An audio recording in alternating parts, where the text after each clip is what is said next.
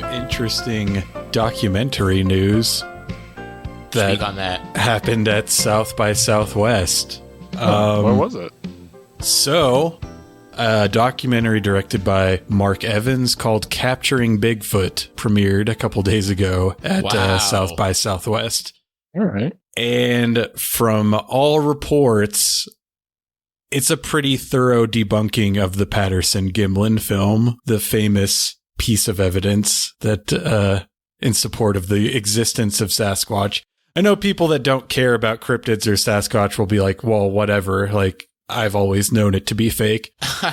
But I watched the review of like someone who runs a Sasquatch YouTube channel who went to South by Southwest specifically to see this, and he was visibly distraught. Wow, Squatch So heads are not happy about this. Yeah, so it seems to be like, if you can convince someone that has made it a pretty big part of their identity that this is fake, it seems like it's pretty undeniable. Wow. I mean, hey, this is a sale that has worked on me. You know, I'm definitely interested to see this now. Yeah, I'll just... Oh, go ahead, Brantley. No. I was just going to say, I, for one, am shocked that anyone would try to fake footage of something like a cryptid. That's really just... It brings a lot of level of disappointment in humanity that I haven't felt in a while. Just shocking. Yeah. But that's why we need these documentaries, you know? That's exactly why. And I think that in a weird way that kind of ties into the topic of tonight. But I will just say that, like, I've always been like super into cryptids and Bigfoot. And I've always said to people that don't understand it, my reasoning is like, either it's a massive hoax perpetuated by multiple different people for decades, or there's a anthropoid ape living in the woods of Washington. And I find either of those possibilities to be equally interesting. What I found out with the release of this documentary, even though I haven't seen it, is that I actually don't find those possibilities to be equally interesting. The world is a much less magical place when knowing that this is like 100% a hoax. So Wow, so true. a small so part true. of me has died. Oh, I'm well, sorry to I have hear to that. admit that I misunderstood you the first time you talked to me about this. I thought you were saying you were big into feet. Oh, yeah. No, I could see how you got your wires crossed. Well, before we get into the doc, though, if you love cryptids, like what's your go-to cryptid? What's your fave, man? I think, Bigfoot's up there because it's just interesting how apparently we've all had a shared delusion that there's a giant ape walking around in various parts of the world. I think I always really liked the Loch Ness Monster as well. Like, and that one, I'm just like, it's completely implausible, but who doesn't like dinosaurs? Hell yeah. It's pretty sweet. I have a certain affinity for the Jersey Devil as a originally Jersey native, but there's the Squonk is a PA one. And apparently its whole deal is just like, it's hideous and sad. And I'm like, hey, man, that feels like a PA cryptid for sure. So, I have an affinity for that one as well, I have to admit. Yes. Any favorite cryptids, Brantley? Well, I'm not a huge into cryptids, but if, I got to go local. I got to root for my hometown cryptid. And New England doesn't have a ton, but we have a knockoff Loch Ness, which is Champ, who supposedly is like the Loch Ness in Lake Champlain, Vermont. So that's my go-to. That's a fun one. Yeah. Yeah, it's interesting living in New Mexico how much Sasquatch paraphernalia is sold here. Oh. And I looked it up. It is like one of the 5 states with the least amount of Sasquatch sightings. Wow. It's literally like, oh, we have the Roswell crash. What's sort of adjacent to that? Oh, Sasquatch. Let's also sell Sasquatch things. That's funny. That makes sense. I feel like I have heard some level of Sasquatch sightings in PA because of Appalachia sort of crossing up into here. And so, people get real excited about those mountain ranges. But, I myself have never seen it. And so I'm inclined to believe that this is indeed a hoax. That's surprising with New Mexico, because I always think of Bigfoot as Pacific Northwest. Like he's up in Washington or Oregon or something. Or at least like a place with woods, which we do not have. Like a vast desert where you could easily see him. That's really interesting. Funny to imagine him like doing the exact same like Frozen pose, but in the middle of the desert where he can't blend in at all. Yeah. Yeah, we have a couple of state and national forests that are quite large, but it's like, by and large, I don't understand how it would be supported. Like, there's nothing to eat here. Not a lot of native vegetation for it to chomp on, for sure. Yeah. So that's Capturing Bigfoot, premiered at South by Southwest. I look forward to seeing it. Also, some of the reports are like one of the guys who's been like a leading advocate for like the Patterson-Gimlin film is real. He just passed away last year, Dr. Jeff Meldrum. I think he was a professor of anatomy at, I want to say, like Idaho State. And a lot of what this documentary is just like the reactions shots of people as they're watching it. And apparently he's just like, that appears to be rehearsal footage for the staging of the Patterson-Gimlin film, and just sort of, if you pause it, you can see the moment where his heart breaks. Dang, real Ralph Wiggum style. Yep. Now, are either of this Patterson or Gimlin person still alive, or are they both long dead? Well, Bob one's a dwarf from Lord of the Rings. Bob Gimlin is still alive. Gimlin is, okay. Patterson died not that long after the release of the film from Hodgkin's lymphoma. And the guy he was like, I can't get exposed as a fraud. Yeah, the guy who has for over 2 decades at this point claimed to be the person in the suit, turns out was the person in the suit. Damn. But no one believed him because it was just like, sour grapes. He's mad because of this. That's understandable too. And look, very easy to be like, you know what? Actually, I was the guy in the suit. I mean, yeah. I get it. Why people might doubt that. Mm-hmm. So I look forward to it. But, yeah. Hello, everyone, and welcome to Dead Formats, a movie podcast in search of filmic grotesqueries incubating in the darkened womb of prehistory. I'm your host, Chris, and this episode we're going to be discussing the Hellstrom Chronicle from 1971. This week, I am joined by 2 very special guests. If you're familiar with them at all, it's probably in connection to the words fanatic, lunatic, heretic. Brantley and George, how are you doing this evening? I do hear those a lot associated with me, so it only felt right to be talking about this topic, and support another one of these fanatics. So, absolutely, yeah. I'm happy to be here. Happy to talk about this. I also get called heretic all the time. It's because I'm usually shouting things at churchgoers on Sundays as I drive by, But I thought it was because you love The Exorcist too. Well, that's what I'm blaring from my car. It's like it's a TV set up in the back. Also a very bug-centric movie. True. Yeah, that's true. Yeah. So George is the former co-host of the Best Little Horror House in Philly. Brantley is a documentary filmmaker and co-host of the Horror Drafts podcast. They were both featured on this show last season, most recently to discuss Santo versus Frankenstein's daughter.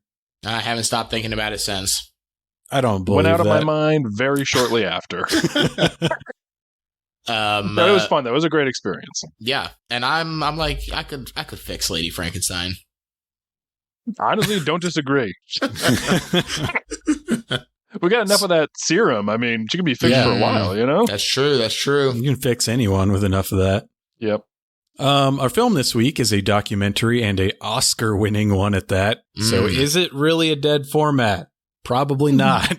But I've wanted to cover a documentary on this podcast since before I ever recorded the first episode. I just didn't really know what to pick or how to go about it.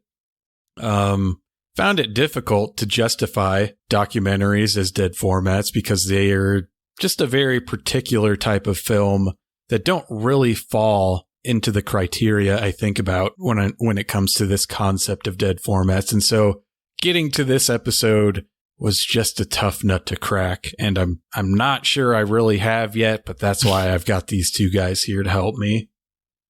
Yeah, Well, I mean, it's a tough thing to be like, oh, documentaries are a dead format, but I think that there's an argument to be made for this specific style of documentary. And also, the fact that it kind of cracked into the zeitgeist. I feel like docs don't usually do that quite as much these days. Every now and then you get one, but it's certainly an interesting format that I feel pretty passionately about. Even as a non-documentarian myself, I think that it's a really interesting format, and the ethics of it pretty interesting to discuss, I think, personally.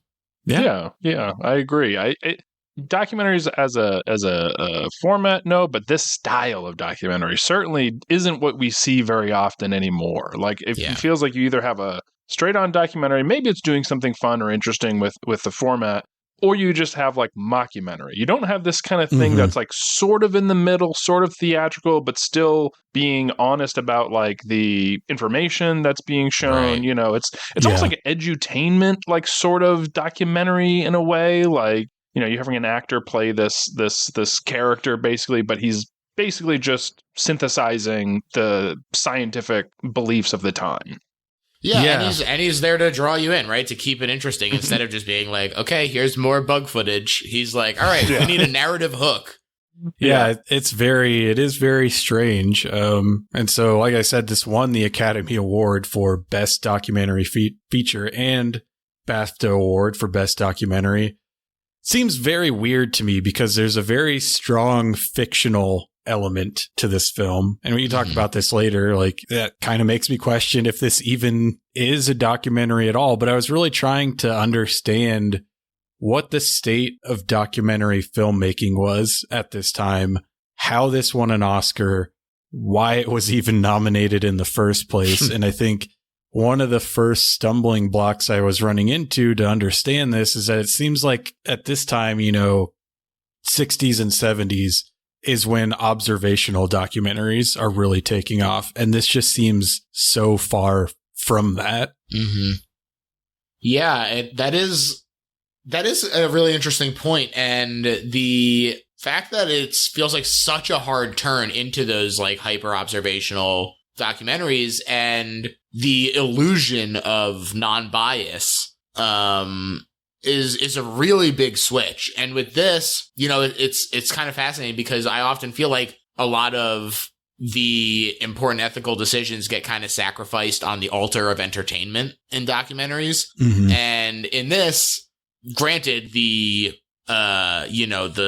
topic of the documentary is a little less intensely like personal because it's not about like people necessarily, but even still, the fact that it couches itself in this, like Brantley said, half mockumentary, half serious documentary is kind of gives permission to be like, okay, you can be entertained, but it doesn't necessarily have to come at the expense of the information that's being put out. Like, there were ways to make this interesting, and they did it. There were ways to make it fun and cool, and not just like a dry macro photography, 90 minutes. So it really is, kind of unique in an interesting way. Although it also kind of feels like microdosing threads a little bit to me.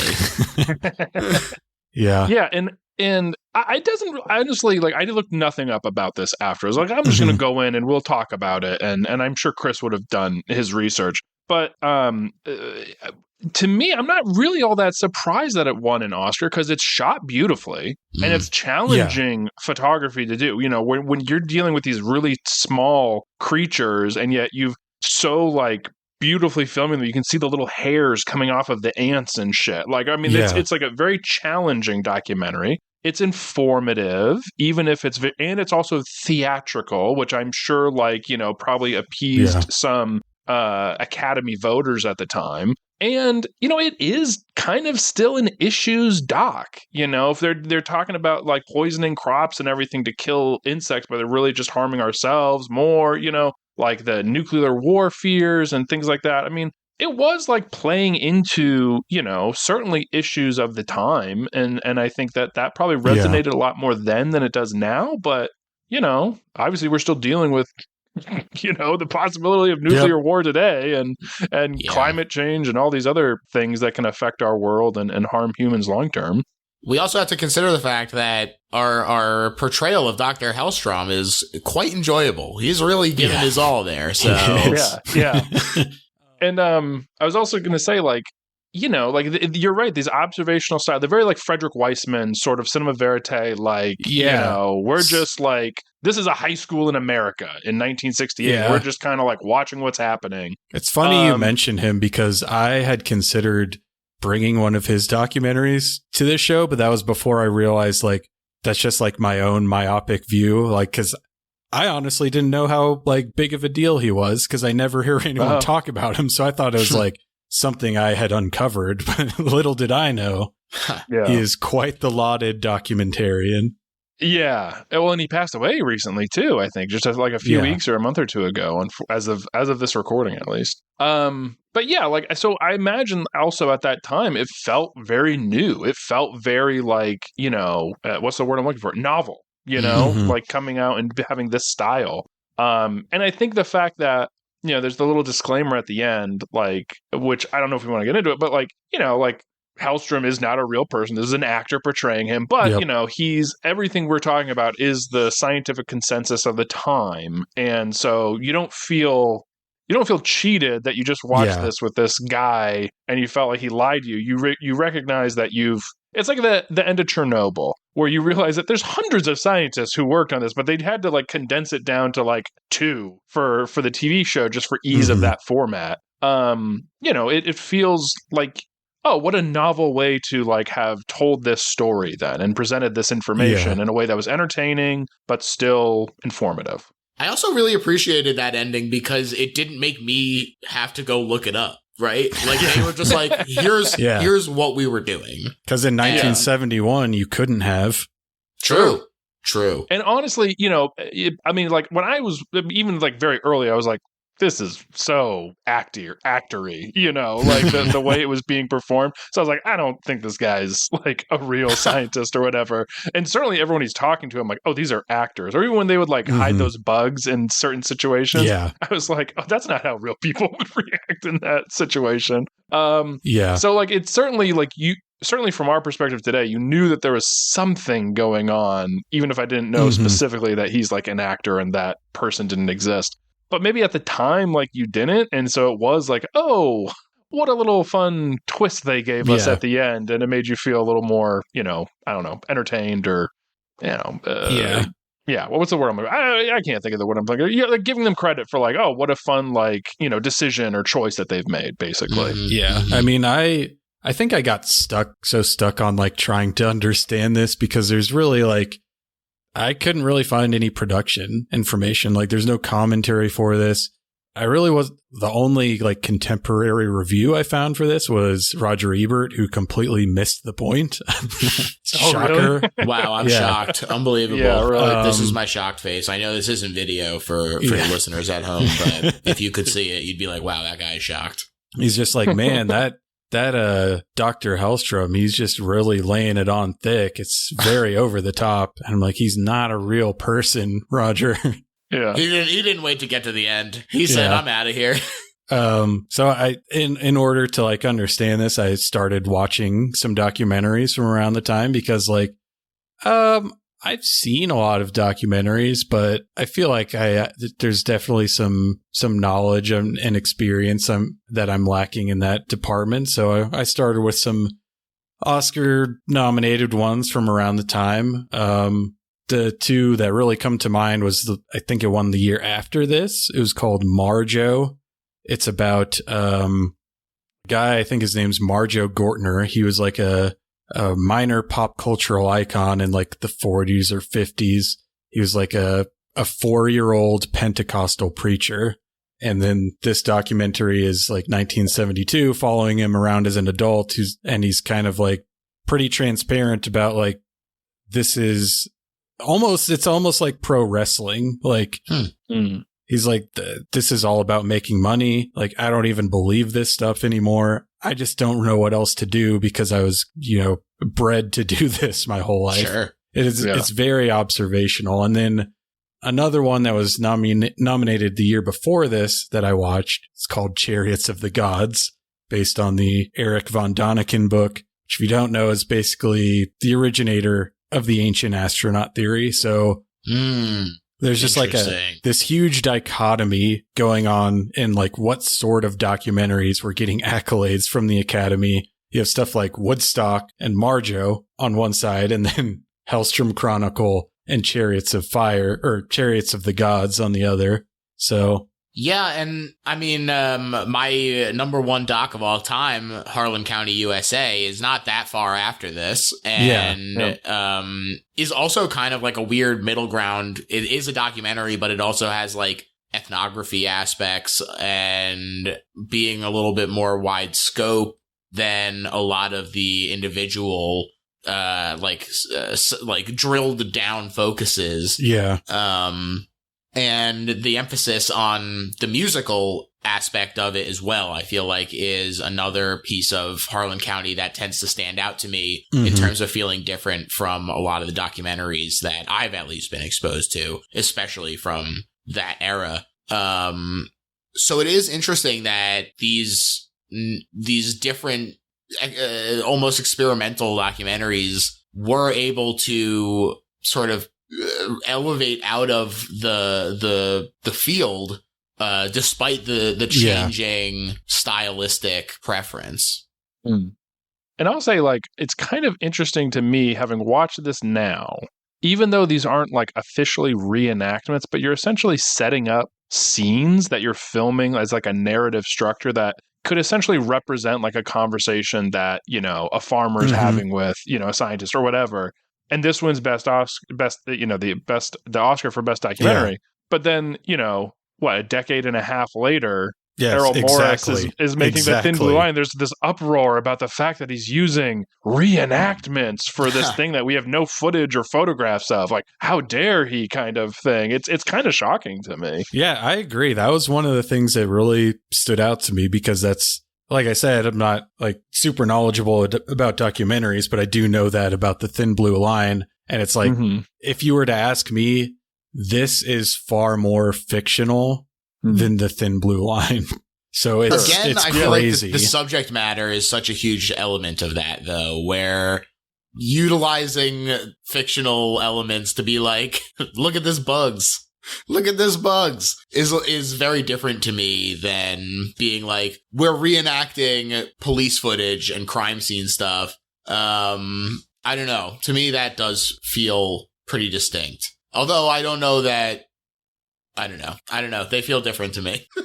Well, I will say, like, you know, I don't really, I'm not a fan of reenactments, but it's like, I get it if, you know, you have to in certain situations. But one thing that bothers me a lot in documentaries is like things being set up, right? And you see that all the time with like the actual subjects of a documentary, right? Like nothing's more like, oh, this is all set up than like you just like it's their morning routine and you're just like watching the subject of the documentary at the sink, brushing their teeth and everything, and then getting dressed and brushing their hair or whatever. I'm like, so the documentarian came into their house. They had a conversation with the subject, and we're like, okay, this is what I want to do.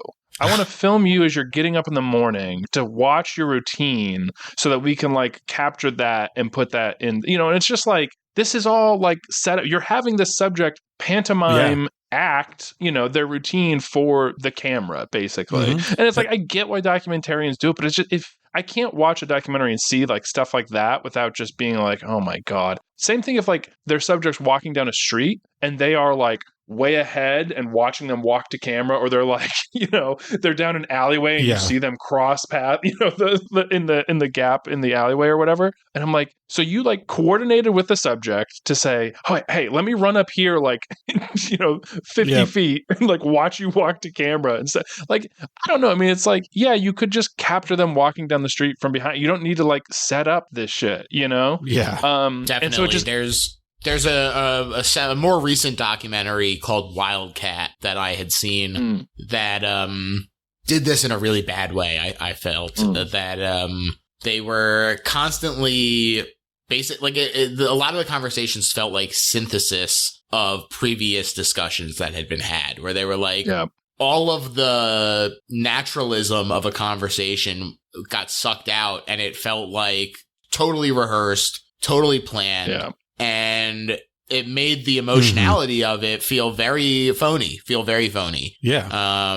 In a way that I was having a tough time understanding why people were responding so positively to that documentary. I live with someone that likes to indulge in reality TV, and that's definitely a huge part of it. Both of those things both the things you guys commented on, it's like, okay, so for people that don't know the nuts and bolts of filmmaking, I could see how they would see it as reality, but it's like the other possibility, if it's not set up, is that this person went to sleep in their bed in full makeup with their microphone still attached. Yeah. And then also the documentarian stayed there overnight to catch them while they woke up. And then also, like, since it could happen. Yes. Since reality TV thrives on that drama and people butting heads and getting into fights, a lot of times you will see like, oh, they had a fight off camera. Now they're trying to reenact it, but they're in that refractory period after the fight where they can't quite muster those true emotions anymore. Mm-hmm. Yeah. And to George, your point too about like things being very rehearsed. That's why, like, anytime I do an interview, people often ask me, "Oh, can you send me the questions you're going to ask?" And I've seen that happen where like you send them the questions, they've already thought about them and thought about their exact response. And so when you come to like sit down for the interview, you're asking them, and then it feels much more robotic than like a natural conversation. So usually what I'll do is I'll like, look, I'm going to send you like the topics that we're going to talk about, and that way they won't know the exact conversation. But then when we sit down to talk about it, we're actually just having like a very naturalistic conversation. In fact, I used to like write down all these questions I wanted to ask and everything, and very specific. And then I stopped doing that because A, it took forever, but B, like it kind of fucks up like an interview conversation. Like if you're talking about one thing and they're really into it, and then you go and you're like, okay, well, my next question's not about that. It's about this other thing. And then you kind of like break the flow of that conversation. So now I just have like bullet points again for myself, even of just, this is what I want to talk about. Like a brief, like this, not like the exact question, just because then we can get to it in a much more natural way. And they feel much more comfortable because we're just having that naturalistic conversation. So it's tough because sometimes you have people who they want to know the question. They want to know the exact questions ahead of time and be prepared, and they don't feel comfortable without it. So, but I wonder if that's what happened with that documentary Wildcat, or if like, I don't know, they'd rehearsed it numerous times too. That's another issue altogether. Yeah, hard to say for sure. And to your point, obviously it's not quite the same thing, but that was a similar approach to how I handled Best Little Horror House in Philly, where I was just about to say we've had this conversation as it relates to podcasting. Yeah, for sure. And making sure that my end of it is hyper prepared. That way I don't have to worry about it, but making sure that the other person is able to go into divergences and that I am able to devote actual brain power to engaging and responding to them and being an active listener, because I know that I have the backup of my preparation on my side, really frees up them to just go wherever they want. So definitely relatable. Nice. Yeah. I mean, it's a hard skill to develop. I still haven't, but I get better every time I record an episode. But it's like, it's a difficult balance between these are the things I need to hit, and like you said, actually participating in a conversation and responding to that stuff in real time as it comes up, and not being such a stickler for like, well, that's all fine and good, but this was composed by Lalo Schifrin. That's the important part we need to know about. Right. Yeah. But yeah, so like, I think kind of what I realized looking at Academy Award nominations for documentaries, not just in this small period of the 70s, is like, oh, just like with every other aspect of film, when it comes to documentaries, they also just get things wrong most of the time. Like, there's a couple in there, like Harlan County, USA, like you said, and Scared Straight was like 2 years after that, which are like still like have some sort of cultural cachet. Like people still talk about those, but for every one of those, there's 5 that are important to pop culture that didn't even get a nom. True. American movie, no nom. Trash. Is the biggest thing that year. Yeah.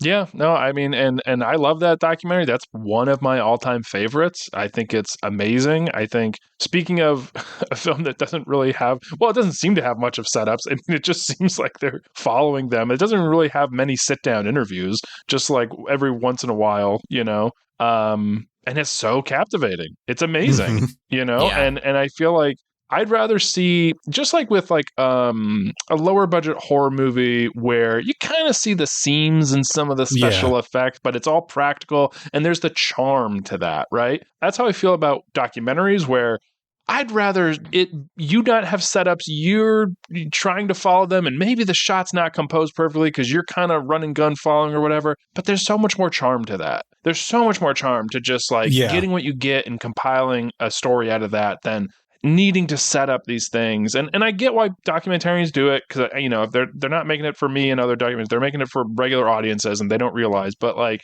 yeah, nothing kills me more than that. I would so rather have like, look, we can have a whole conversation about the issue with documentaries today and stuff. I could go on, but everything's so fucking produced, so stylized. Let's have that conversation, King. Okay, let's have it. Let's fucking do it. I mean, so stylized and everything's stretched out. I don't mean just like taking what should be a movie and putting it into 3 or 4 episodes. I mean, even like telling the basic story. You'll have these like drone shots of a night sky for like 20 to 30 seconds. And then they'll start to play like the 911 call underneath or whatever. You know what I mean? Like, because true crime's huge. That's why I'm going to that. Yeah. But it's just like, come on. Like, I get it. Within a few seconds, I get what you're doing with the shot. We don't need to hold it. We can move to the next. You know what I mean? Like, you're not giving me any more new information by holding for this long. It's just stretching everything out, and it's not building tension. It's just, yeah. And look, that's just one part of it. The whole other thing is just distribution. It's just like, oh, I'm sure. I can't even imagine.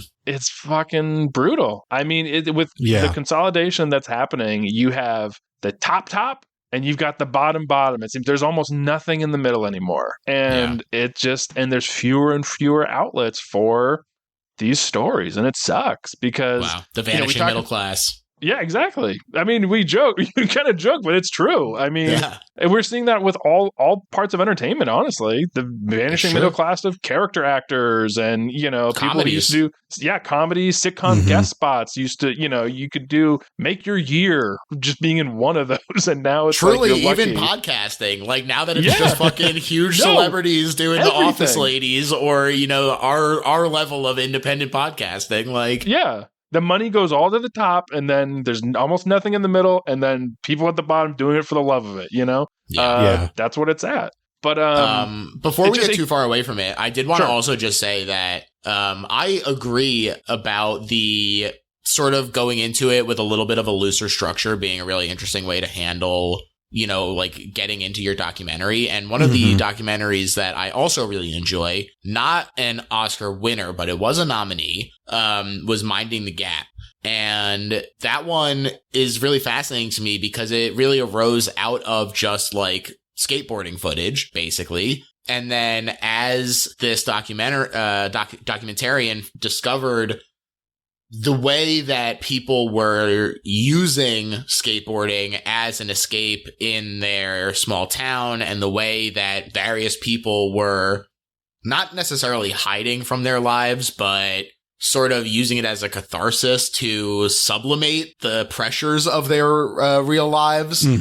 That all comes out of the footage that they're capturing in the moment. And there's one of the pivotal moments is when they find out that one of the characters, quote unquote characters, because they, I don't know what you're going to say about it. One of the participants, I suppose, is, has abused their girlfriend, has gotten into domestic violence with them. And watching the filmmaker struggle with this in the moment and seeing the shift in the focus of the story into uncovering this and making this not necessarily like an excuse for him and not letting him off the hook by being like, oh, he has a fucked up life, but exploring the entire, the entirety of their whole lives. comes out of being able to feel flexible, I feel like, and not being so committed to being like, this is what I have to do. This is what the points that I have to hit. It does apply to podcasting, and it does apply to the conversations within a documentary, but I think it also applies to the documentary at large. And going into it with that level of flexibility is pretty key, I think. Yeah. And I think it's kind of something that is missing a little bit, with sort of the Netflixification of documentaries. I feel like, I don't know, for the past 20 years, I feel like every big documentary that I see is, taking a look at this subject with a predetermined point of view and trying to get the audience to agree with that point of view rather than simply documenting it. It's problematic, For sure. And I have seen even the flexibility backfire, because I watched a documentary about Kurt Vonnegut where basically the documentarian he became such good friends with Kurt Vonnegut that he was like, I need to bring in a second guy to film me being friends with Kurt Vonnegut. And I was like, no, stop that. Don't put yourself in the movie. That's another frustration. It rarely works. I mean, when it works, it can work great, but it's very rare. It's very rare. Yeah. Not a fan of that style. My biggest complaint about modern documentaries is the fandom documentary, which I do not support. I think that this is a waste of everybody's time. When you see like this Evil Dead documentary or the Monster Squad documentary or any of these things yes, that's the one. Yeah. All of these documentaries that are just like, look at how much people love this thing. I don't care. I really don't. And maybe I'm the odd man out, but I'm just like, it's just not a topic that I think deserves coverage. I don't know. Yeah. Well, I mean, it's just an example of how like the millennial obsession with nostalgia literally infects every aspect of pop culture. So it's like even documentaries, which are supposed to serve a completely different purpose, I mean, at least in my opinion, end up only to serve like hyping up franchises and things like that. It's not educational in a meaningful way. It's just a celebration. And I can understand the appeal of that celebration, but in terms of actually being an effective documentary, I just don't get anything out of it. I think it could be effective, but I think when people set out to make those, they're not interested in like, I think the only way I can think of to do it would be like, how is this a toxic influence on their lives? Well, I mean, even just from like a purely informational, like that is the time to pull out facts that we've never known before about Monster Squad or whatever. But I just don't feel like, and I haven't seen that, so I'm not speaking about that one specifically. I'm just using it as an example because you said it, but it's like, I just don't feel like that's the interest of those. Like you said, it's just feeling good and hyping it up. So it's like, and even those are different from something like Crystal Lake Memories or the equivalent Nightmare on Elm Street one. Like those are an in-depth look at the franchise in a way that isn't concerned with just like the pop culture impact that it had and the way that people respond to it. It actually does get into the the distribution and all of the things that went into getting it there. And I don't know if it's an access issue or what, but it feels like that's just not happening with these newer style ones for me. I see what you mean, and I'm glad you brought those up because as you guys were talking, I was like, well, some of these are kind of good because you kind of get some insight. Those are good examples. I was also thinking of Pennywise, the story of It by John Campopiano, which actually like digs into the TV miniseries It, with Tim Curry and everything. And I'm like, oh, that's not just like a fandom one. That like actually kind of digs into like how they created it and what the process was and all this like info. When you first said fandom docs, I thought you were talking about celebrity ones because that's the other big frustration today.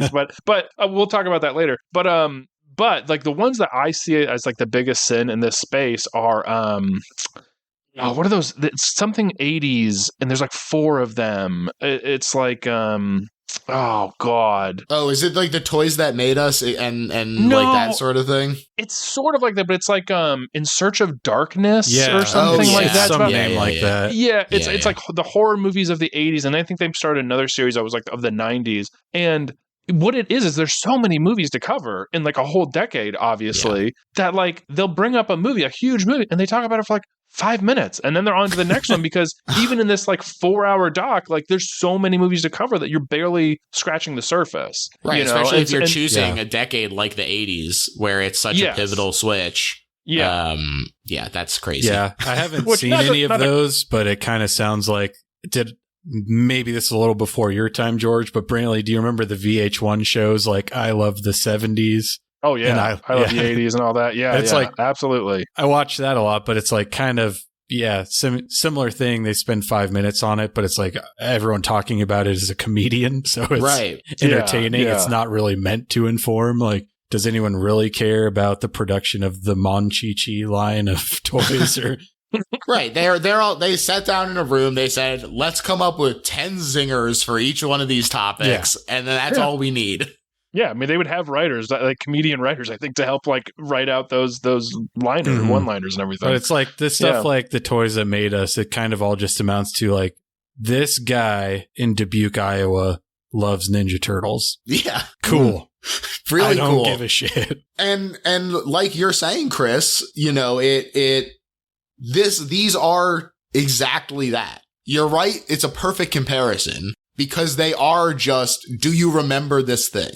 Mm-hmm. Yeah. And then they cut to footage of a guy who definitely remembers it. And they go, look at how much he remembers it. You could get these toys and stuff too. And then you could remember it so hard. And I think it must be an access thing on some level. I think also these must be just super cheap and easy to make. To be like, all right, we're going to a con. We're just going to get a bunch of footage from people who are wandering around. And then we cut that together. But, you know, the idea of like having to do the research and having to look into production, those are difficult things. Having to like talk to people is difficult. And so I wonder if somebody was just like accidentally stumbled into this by not having access, and then they were like, "Oh, this is a gold mine." That's what it feels like to me, at least. Yeah, I mean, and I think that nostalgia sells. So at least when they were originally coming out, that's something that could, you know, easily be sold and be put on a streamer. I don't know how that works now. I mean, it feels like most of the like, especially like Netflix or whatever, like they want celebrities or true crime. And it's like anything other than that, they don't care. And the problem with that is all these celebrity docs, you have to have the access from the celebrity. And therefore they have a huge amount of say in what is put into that documentary. And even if they don't have like final cut or whatever, they have a huge amount of leeway over how that's going to be, because if they get a sense that it's not going to go there, they're just going to start pulling their access, right? And then you're not going to have... It's even worse than getting them involved in a biopic. It's even worse than that.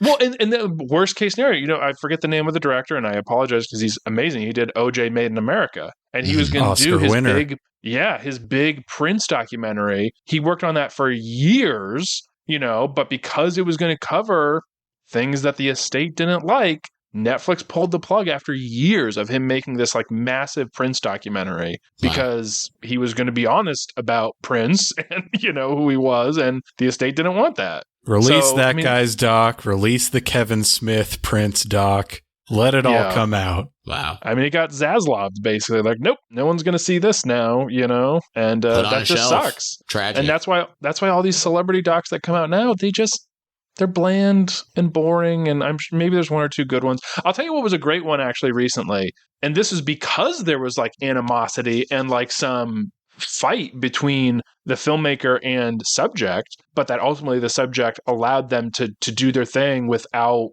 pulling access fully. Pee-wee has himself.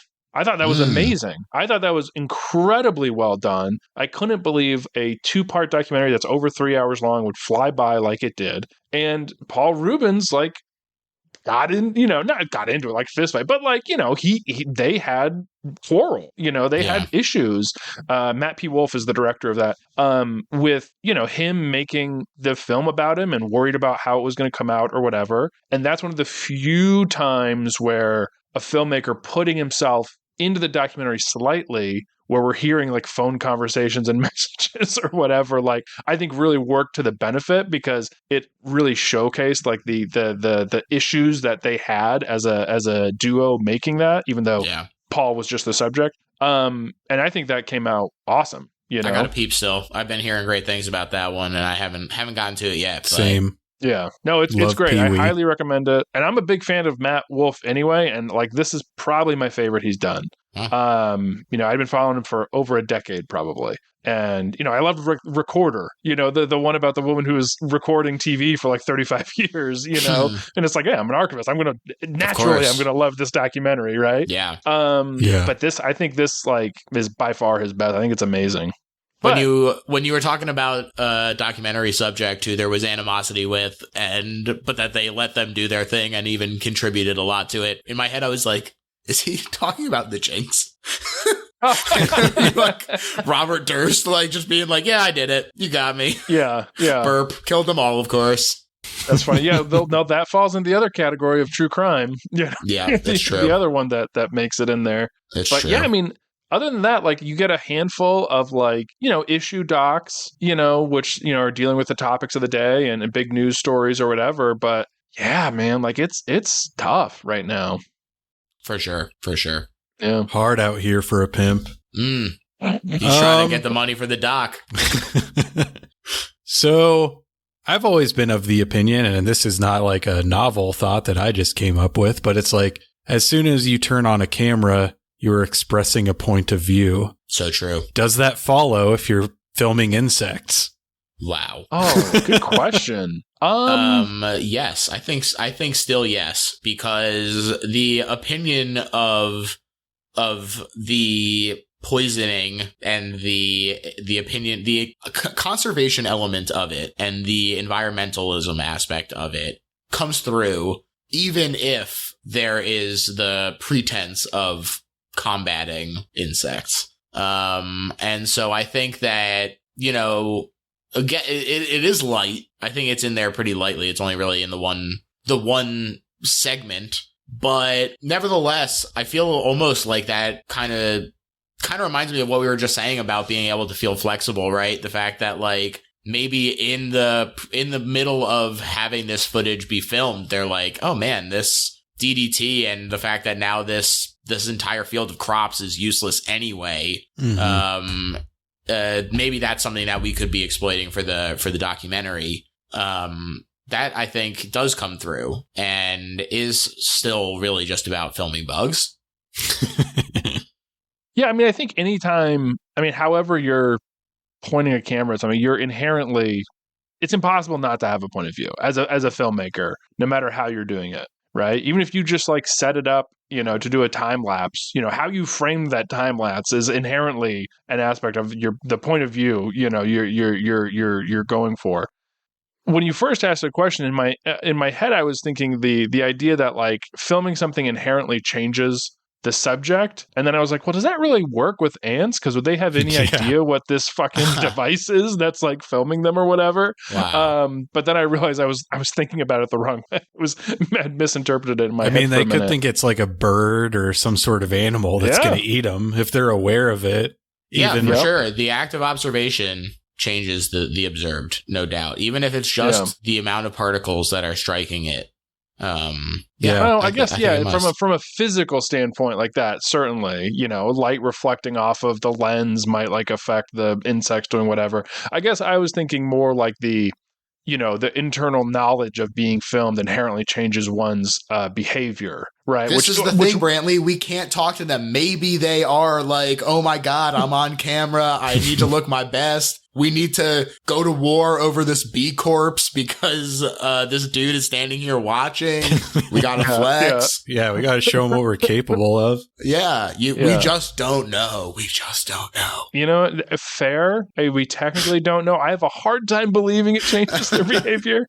I don't know if they'd want to be shown eating the babies, the baby queen bees that didn't hatch yet, that are, in their hives or whatever.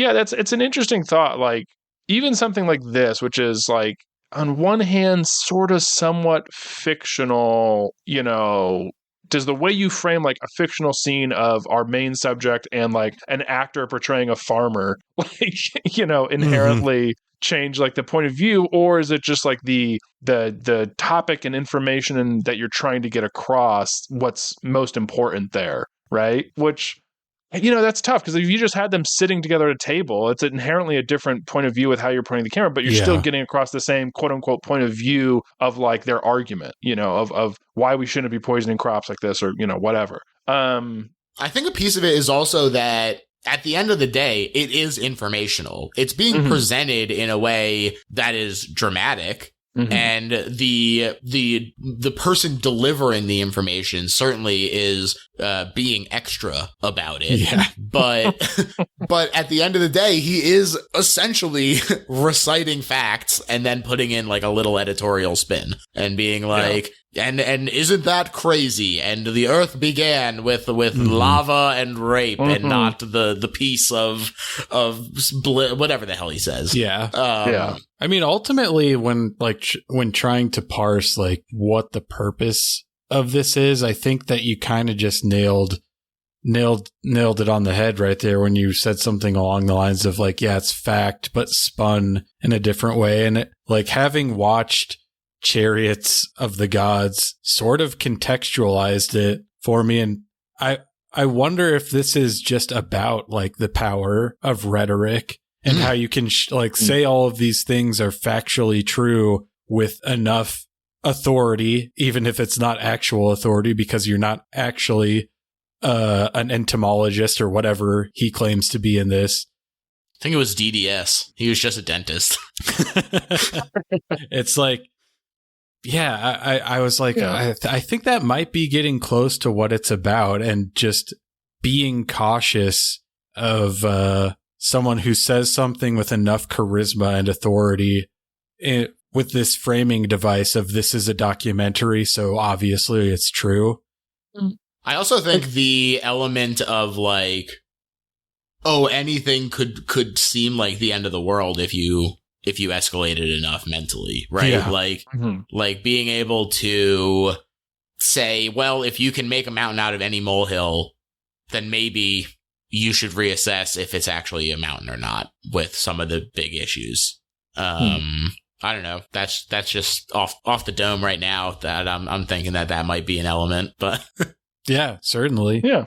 Yeah. And I think, you were talking about before, but like that very like overwritten operatic dialogue and monologue, his language and his like acting and charisma, it's kind of like the sugar that makes the medicine of all the information they're giving you go down. And I think that's why, it didn't bother me in the way that other setups do, because it's like, it's very obvious, like it's like, oh yeah, okay, I get what this is doing immediately. And you do, but does sense. Everyone that watches this? Sure. When Alex Jones says it's turning the frogs gay, it's ridiculous. But do all of his listeners? Yeah, that's true. But it doesn't have the facade of trying to pretend really that it's definitively, real. I think there's like a knowing theatricality to it. I mean, maybe I'm giving the filmmakers too much credit here, and maybe they thought these rubes in 1971, these fools, they'll, believe anything. But I actually feel like it's the reverse, which is that they are being nice and being like, because they're well-intentioned, they put the reveal at the end. But somebody who is interested in the grift, would, like Alex Jones, would just be chaotic and manipulative and use this power of rhetoric and then collect the money and the Oscars and stuff without having the disclaimer at the end, and I don't know, there are these moments very early on, I noticed it especially on this revisit, where it's so over the top that I feel like even a layperson probably has to be like a little suspicious. Like at one point he's sitting there with his hands in his head and he's like, I lost an internship and 2 fellowships over this.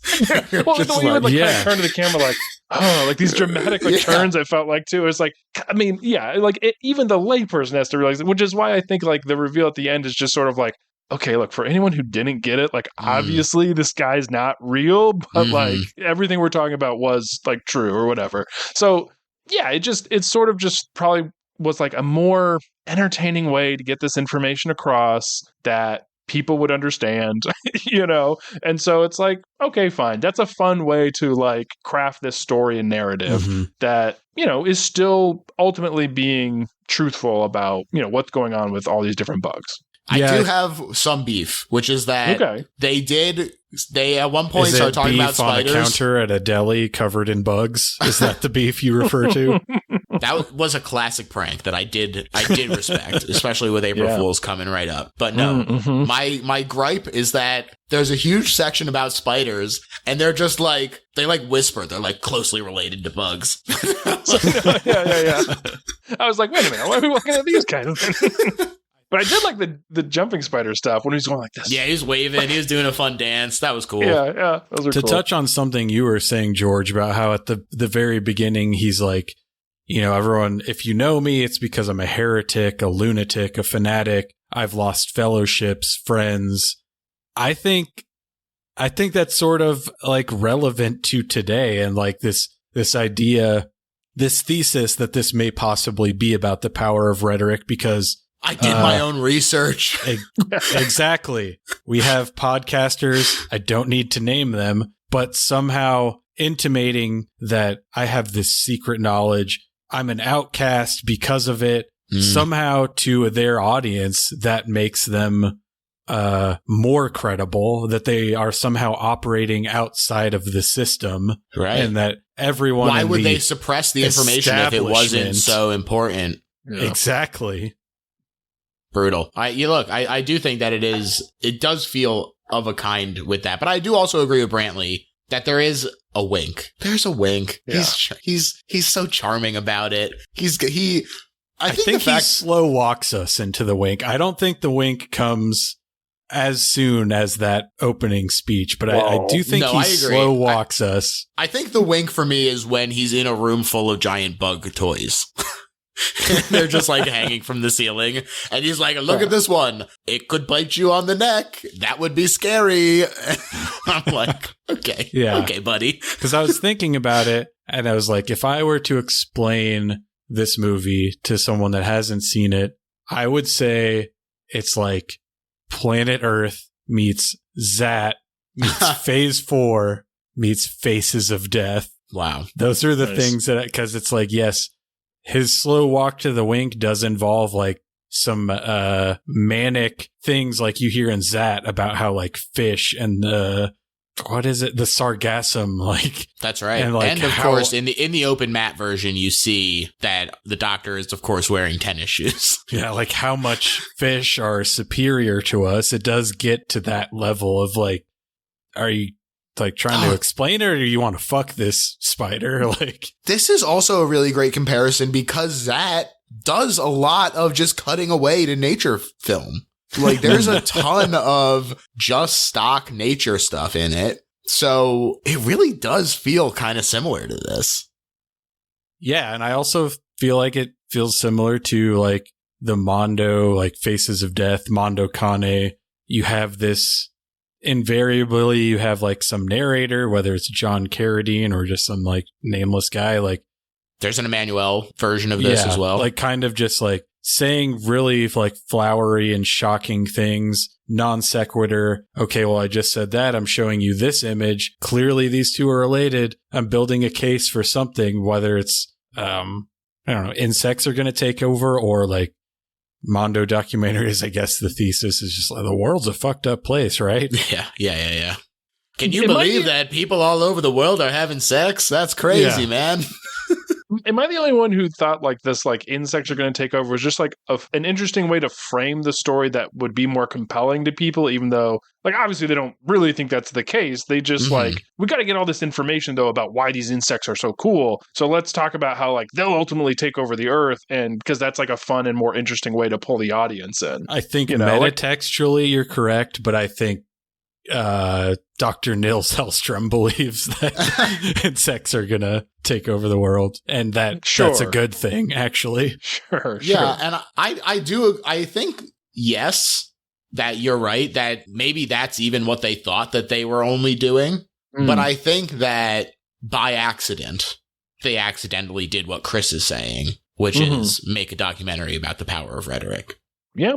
And there's a powerful rhetoric in it. I was like, wow, this is really overwritten. As soon as he starts like talking, I'm like, wow, okay, dude. Yeah. And I mean, it's true. But then you see the disgusting, horrible image of the termite queen and you go, yeah, he's right. And we should be fighting these to our last breath. You do need some sort of framing device because as we learned from, the things that the Academy has or has not nominated or awarded, it's like, if they're just sort of rewarding like the most traditional sort of documentaries, obviously like, they're not the end all be all, but you have to imagine that an institution like that, what they choose to give accolades to would only further discourage like experiments in form or stylistically. So you do need like some sort of framing device to bring it into a less abstract realm, which it would be if it were just like, hey, look at this macro photography of this ant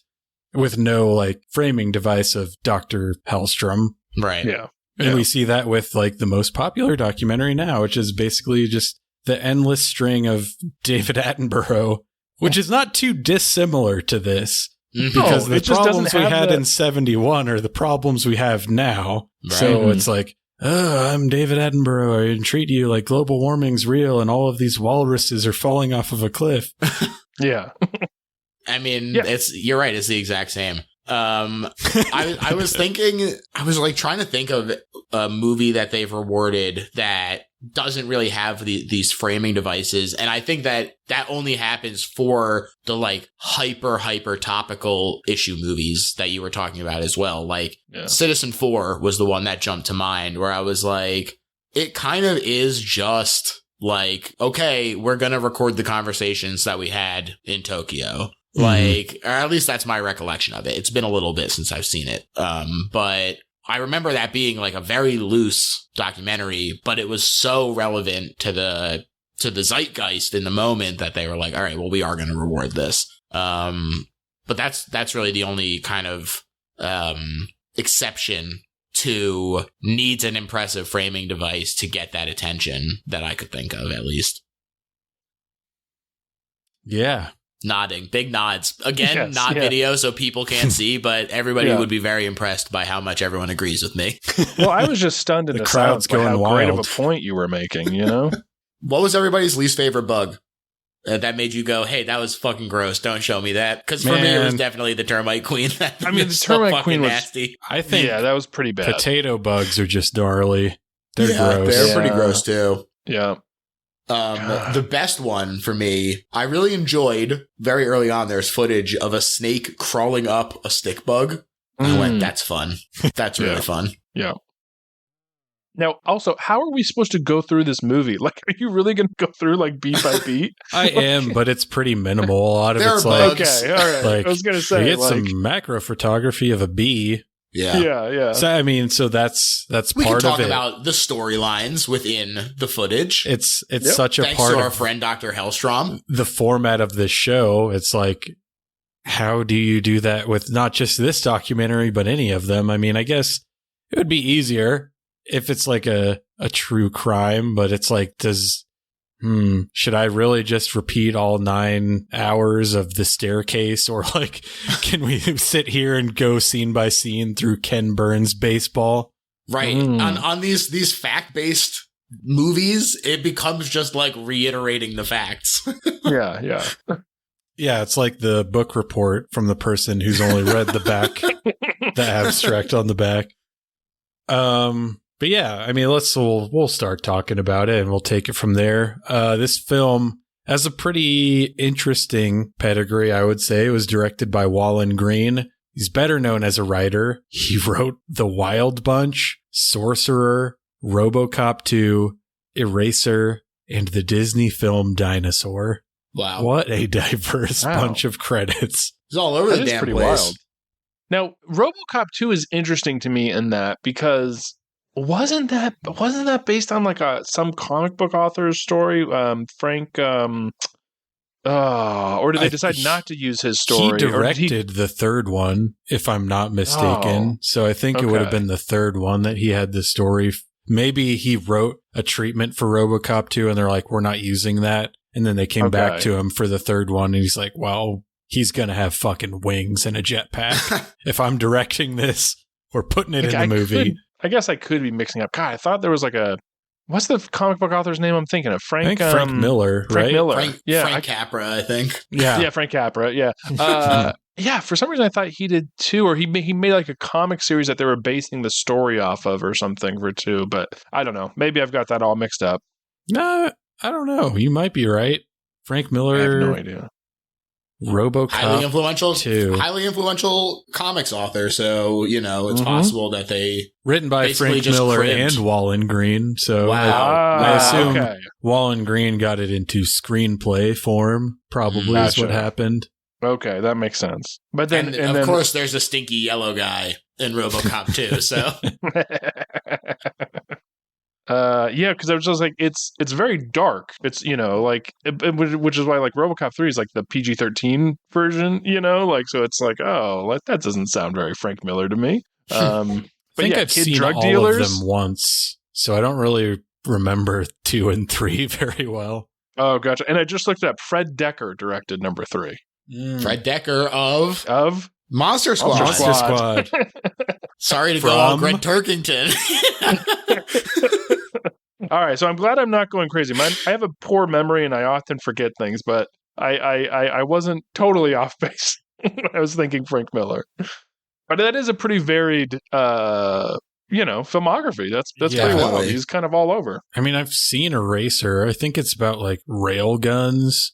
I don't really remember. The main thing I remember about that movie is just it's like the Laserdisc is one of the ones that notoriously has disc rot.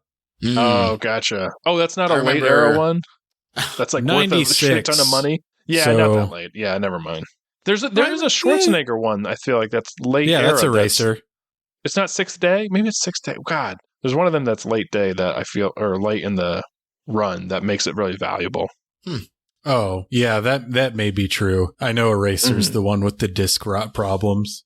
Yeah. Because like once DVD came out in 97, like Laserdisc dropped off so quick that if you've got like a 99 or even a 2000 movie on Laserdisc, it's like pretty rare. Like The Matrix on Laserdisc is, I think worth a pretty penny. The Matrix fucking cool. Directly quotes this movie. Wow. Oh, Morpheus says, real? What is real? What is it? It seems fate is not without a sense of irony is a line from this movie. Wow. Gosh, I didn't put those two together. Nice. Well, here I was about to apologize for our Laserdisc talks, but it brought us to this. That's right. It was actually a perfect segue. And always, we should never apologize for talking about The Matrix because it's simply one of the best. It is. Haven't seen it. Oh my God. Wait, you're not joking? You haven't really? No, I haven't. Oh my God. I feel like at this point it's too late. No, it's never too late. You're so wrong. You couldn't be more wrong, Chris. Especially that first one. Look, I'm a mark for all of them, but that first one is really something special for the 25th anniversary. No, not 20. Whatever anniversary. Yeah. Okay. No. What? It came out in 99, so this would be the 27th. Oh my God, that is unbelievable. I had to like double check because I was like, surely it can't be 25 years old.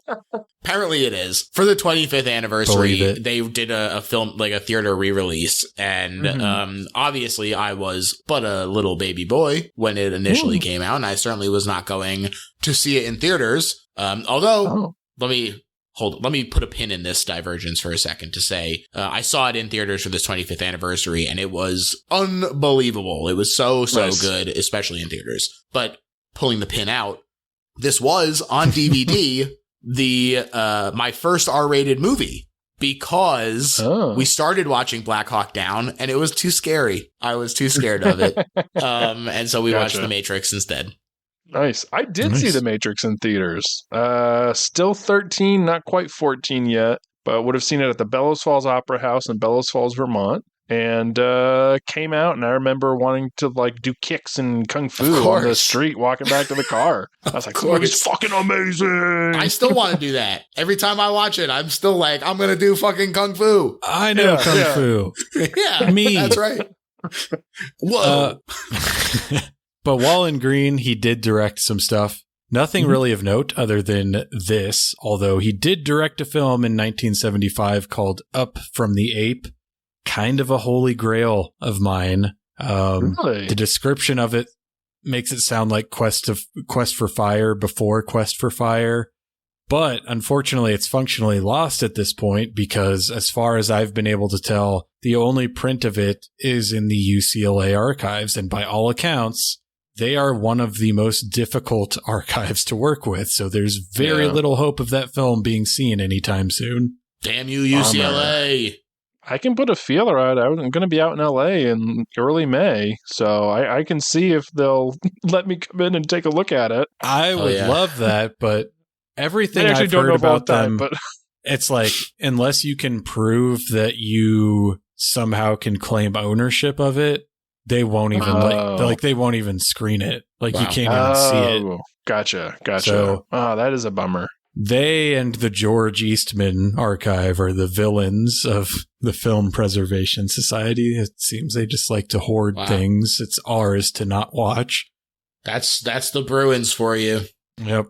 So as an archivist, let me provide a different thought process behind that. No, laws don't exist. I am entitled to watch anything I want whenever I want, Brantley. He's making a lot of sense to me. I am at least happy that it's being preserved at a very professional location, even if I do not have access to it, I guess is my thought process. Because if a tree is preserved in the forest and there's no one around to see it, is it really preserved? Get his ass. Technically, yeah. Don't technically me. Don't technically me. Functionally, it is not. So many movies have been lost, like legitimately lost, where we have no idea what has happened to the print, and then every once in a while, a lost film is found because of some like crazy circumstances. I've been a part of a group that helped get lost films to the Library of Congress to be like properly preserved. So yeah, but what is this half measure then? Is my point, and rights issues. Assume Chris's. The movies we found were from the 19-teens and Nitrate, and they're in the public domain now. So it doesn't matter that like no one has rights issues with it or whatever. I'm going to paraphrase my boy Jack Nicholson in The Departed. I'm asking you today, what's the difference? Yes, it's preserved, but if the whole reason for it existing is so that people can watch it and no one can, what's the difference? Mm-hmm. Well, this is a thing you got to take up with this filmmaker, or if he doesn't have the rights, whoever purchased it from him. Because I'm sure. Well, I'm not sure, but I know that a number of institutions we have to follow the law. We can't just publish something online that's copyrighted because then we're publishing copyrighted material. If a law is unjust, then it is your duty not to follow it. Sure, but I would call this unjust in the grand scale of all of the laws of our country. Yeah. It is unjust in that the point of the movie is to be seen, and the point of preservation should be, in my opinion, a piece of the point of it is accessibility.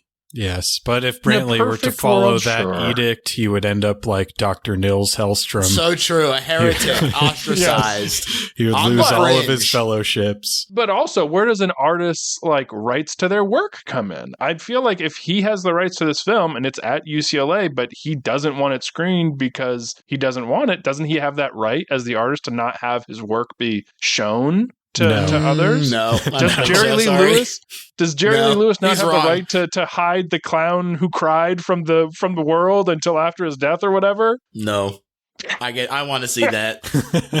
I mean, I want to see these movies too, like the ones that are lost, but I don't know, as someone who makes art, I'm kind of like, yeah, if I make I don't want my student films from college to be shown to people, Why? Those sit in an archive and I don't want anyone to watch them.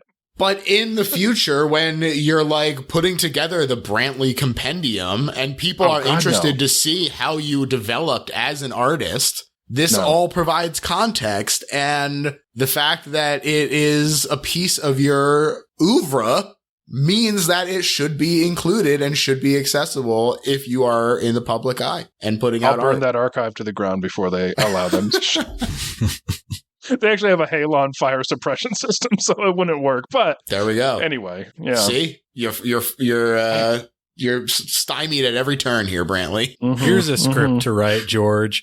Nicolas Cage as Brantley, national treasure, but the heist is that he has to light his student films on fire and combat the Halon fire suppression system. I'm going to light the film on fire. Exactly. Actually isn't a bad premise. Just make it be this like Sundance star coming out of Sundance. He just has this big movie that got distribution. He's in the public eye now and people are interested, and he realizes it could fuck everything up if they see this student film he made at his alma mater, you know? Not a bad. It's really a commentary on cancel culture is so what true, it is. So true. Yeah. So in conclusion, Jerry Lee Lewis, release it now. Well, he died, right? That was the whole thing. The ghost of Jerry Lee Lewis. So we'll get it eventually. Yeah. I know. And it's annoying. Here's the thing. The fact that he was like, I am going to show it to a few choice individuals, that pisses me off even more. The fact that Patton Oswalt has seen it. What makes Patton Oswalt so great? Why do I not get to see it, Jerry? Have you not read his book, Silver Screen Fiend? The man loves film. Yeah. Oh, what? I don't love film now? Have you not seen him in King of Queens? Was it? Yeah. Have you not seen me in King of Queens? I feel like I heard somebody say who did watch it in this group that it should probably stay not available to the public. It makes That's it for me even to decide. more enticing. Yes, exactly. Exactly. As a lover of the truest trash, the guy who made our drawings is the bravest soldier I know. The fact that he put that on YouTube for free for everybody to watch and to comment on it in public is incredible. It's so brave. Unlike that coward, Jerry. Yes. Up from the Ape. It's not looking good. Yeah. Hey, is the director still alive? I didn't look up anything believe about Wallen Green is still alive. Yes, he is. He's 89 years old, born December 15th, 1936 in Baltimore, Maryland. Be more. I'm smelling a Mount Molehill episode where you go on the hunt to find Up from the Ape by contacting the filmmaker himself to get access. Wow. You know, I don't want to put this out there really because I feel like as soon as I put something out into the ether, that guarantees that I will never do it. But there are possibly some Mount Molehill-esque things at the end of this season of trying to get some heretofore unseen things. That's exciting. In front of the public eye. Yeah, I like the tease. But, I mean, that's a whole other can of worms. I think this was written by David Seltzer, best known as the writer of The Omen and its accompanying novelization. But he also wrote The Prophecy, not the Christopher Walken one, the mutant killer bear movie. Oh, nice. And he also wrote My Giant, starring Billy Crystal and George Murasan. These writers can write. He contains multitudes. Yeah. I was going to say, these writers, they can write. They're proven they can write anything. You know, they're not going to stick to one genre. Executive produced by David L. Wolper, who has 131 producing credits. Among them are Roots, which I just recently rewatched, 5-star banger, and Willy Wonka and the Chocolate Factory, which was allegedly double billed with the Hellstrom Chronicle in select markets. Really? I mean, that feels like a perfect fit to me with the chicken getting its head chopped off and everything. And it really does. Tunnel. Like, at first blush, you're like, what? But then when you start to think about Willy Wonka, you're like, that is a pretty horrific movie when you think about it. I also think, truthfully, even the quote-unquote grounded pieces of Willy Wonka and the Chocolate Factory, like before they enter, still have that feeling of elevation that I feel like Hellstrom is also bringing to the table. And at the center of both is a very charismatic leader who is, you know, engrossing you in the film. That's right. I thought you were going to say at the center of both is a nougaty filling. I also kind of thought that was where you were going. And also for both, I liked when Hellstrom did, he like faked like he was infirm and then did a somersault into a handspring or whatever the hell. JK, but the bugs are still going to kill us. Yeah, that's right. That's right. Only credited actor in this is Lawrence Pressman playing the titular Dr. Nils Hellstrom. He'd only been in a handful of television episodes and movies prior to this, but He's since gone on to have a pretty nice career as a working actor. I haven't seen Shaft. That was his. Oh, is he in the original? He is, and that was his biggest role prior to this. So very easily, if you are the audience of 1971 or 2026, you may not be familiar with him in any way. Yeah. What are you going Shaft to do is after good, though. this? People should go watch Shaft. Yeah, they definitely should. I believe he was the lacrosse coach in American Pie. Wow. Wow. Okay. Lots of stuff. Interesting. That was It's been a while that, since I've seen that original one. He's been in a lot of things. That was the one where it's like, I've seen that. Okay. And like I said earlier, really wasn't able to find production information on this film. Like, what's the impetus for making it? No commentary. We're only left to speculate. I think the impetus was, hey, look at all these bugs. Wouldn't it be wild if there were bugs? Wouldn't it be just wild? I wonder if I feel like there has to have been some element of like, we got our hands on these new cameras that can shoot in this incredible detail. What do we do with it? Yeah. I mean, I agree. And sort of like going back to our question of like, is this a documentary? How much truth is actually in it? Like, some of the bug stuff is like kind of pretty staged. Like, some of it's stop motion. There's a scene in particular of a bee, which was like the first time it had ever been filmed at like a super high frame rate, where they had to like knock the bee out and then restrain it with a spider web so that they could capture it on film like that. Wow. Interesting stuff. Yeah. Where was the PETA? You'll notice no PETA stamp at the end, right?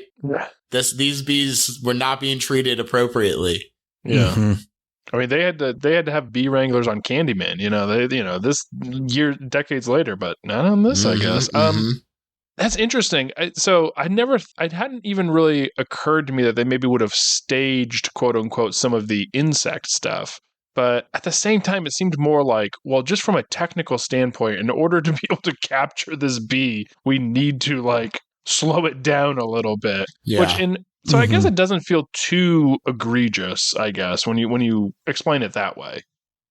Yeah, I mean, definitely like whether or not they knocked the bee out and tied it up with spiderweb, like it is still capable of flying like that. They're not embellishing its abilities, but and sometimes bees are in spider webs. It could happen. Yeah. Totally possible. Now, if you were to tell me they screwed over that Komodo dragon or whatever that giant lizard was by like or the mouse him into like the then I'd be like, ooh, that's not fun. There was a lot of death. I have to admit that something I really struggle with in a lot of nature documentaries is that I just smoke too much weed to be watching that much death. And even in very glamorized nature documentaries, I sometimes get a little uncomfortable with watching the food chain. I understand that it's part of nature and that I myself participate in it, but it's not always the most fun thing to watch. And there was some pretty gnarly death footage in this movie, I thought. Even some of the bug deaths, like when they're being eaten by the plants, those got pretty intense, I thought. Yeah. So I made the correct decision in that case, because this will be releasing, I don't know, like a couple days after the Faces of Death narrative feature starring Charlie XCX, I think. I think she's in it. That's right. One of the things I was like pretty interested in talking about is Faces of Death, fact or fiction, like a documentary about a fictional documentary. And I was more than willing to like do the research and determine which scenes depict actual death and blur that out for you guys. But I was like, I don't think either of them would really be interested in watching that anyway. So no, it's true. I was okay with the bugs, but like, I mean, I remember my wife like decades ago when she would watch like these like surgery shows, and they're just like cutting someone open, and I'm just like, I can't watch. I'll watch any nasty horror movie you want, but I know that that's like fake. You show me someone actual getting cut open, I'm like, no, thank you. So Yeah, I don't think that would have gone over well for me. Yeah, that's gross. So I can't even imagine a surgery show. What are they even putting on damn television these days? Everything. Yeah. Man, I used to watch Discovery ID, which was basically all like solely comprised of that sort of thing. Watching people get nose jobs is not pleasant because they do take like, if you have like a bump in your nose, as I do, they do take just like a surgical grade hammer and chisel with your skin peeled back. It's very, very gnarly. You know what I say to that? Sounds gnarly. Nose, thank you. I don't have that issue, Exactly. but my nose like cannot be broken. I can push it to either side. Okay, you want to see this? No. Plastic surgeons out there. Push it all the way over to this side. Push it all the way over to this He's side. doing crazy things, people. He is doing it. It has the cartilage here. It's just still flexible. It's remained flexible my entire life. So I've always been able to just like move it wherever I need to. One thing that I have thought for a very long time is that the human body is disgusting. It is. So, and the idea of a surgery show is making me think about that. And so is Brantley's talent, we'll call it. Well, let's, in that case, let's get your mind onto lighter matters, which is the movie opens with a black screen and a voiceover that says, "The earth was created, not with the gentle caress of love, but with the brutal violence of rape." Yeah. Intense. Unnecessary last word there. We could have just said brutal violence and left it there. I would be hard pressed to come up with a harder opening line to a film. Like, it's crazy. Yeah. It's crazy. Feels like it belongs at the beginning of Begotten. Yeah. It's right up there with I Believe in America. I disagree, Brantley. I think the very the confrontational and aggressive nature of it is just like, we're about to show you some things. Get ready. It grabs you for sure. It's very Hellstrom at the end of the day. Yeah. Yeah. Classic Hellstrom. Classic Hellstrom. That's that dude, you know? He is a drama queen. Yeah, and look, you either like him or you don't, you know, but he's just going to genuinely be himself. You know, he's not going to change just because, you know, you're uncomfortable by him or what he says. When you see in online dating profiles looking for someone who is always their authentic self, they're talking about Dr. Nils Hellstrom. Yeah. That's who they had in mind when they wrote that. For sure. And instead of like holding up a fish in his photos, he's holding up probably some like nasty ass termite queen or some shit. Yeah, like a camel spider. It's just on a plate. Yeah. And after that, we get shots of volcanoes erupting, rivers of lava, raindrops, crystals forming, cells dividing. We get a close-up of some sort of mosquito, I'm guessing, hatching, and some more voiceover. In evolution's greatest irony, one of the first creatures to appear would be the last to remain. For incubating in the darkened womb of prehistory was a seed of grotesque variation, a fetus with the capability to dominate all. Title: The Hellstrom Chronicle. Pretty fucking good, right? Pretty fucking good. I mean, if your goal is we're going to write the most bombastic dialogue about bugs that you ever fucking heard, mission goddamn accomplished. Mm-hmm. Yeah, I love it. I'm a big fan of these sorts of 70s documentaries. I want to say it's called Blue Water, White Death. It's like some shark documentary that came out in the wake of Jaws. And most of it is just some guy talking hyperbolically about how sharks are like the rapists of the sea or whatever. Like just... They got black eyes, doll's eyes that roll back in their head when they bite you. It's like that for an hour and a half. So I'm all about it. People talking about what at the end of the day are pretty mundane things like insects in almost metaphysical terms. I agree. Same. Extreme close-ups of a beetle. The earth pulsates and gives way to new growth. An ant quenches its thirst with a dewdrop. Gross-ass potato bugs fight just inches away from a pair of lovers reclining in the sun in a park. We're introduced to our narrator. And this is where he says, "My name is Nils Hellstrom.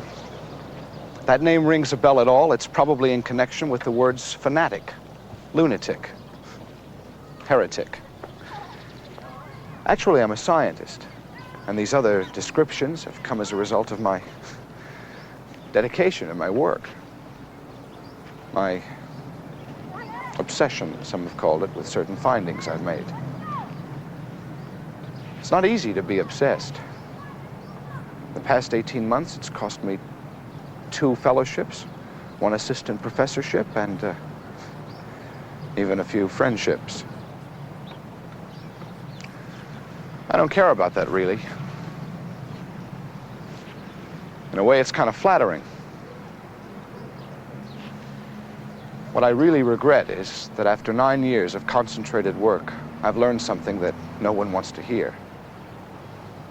But unless someone does hear, unless someone is at least exposed to it, we as a species might pass from existence without ever knowing why. So after this opening monologue...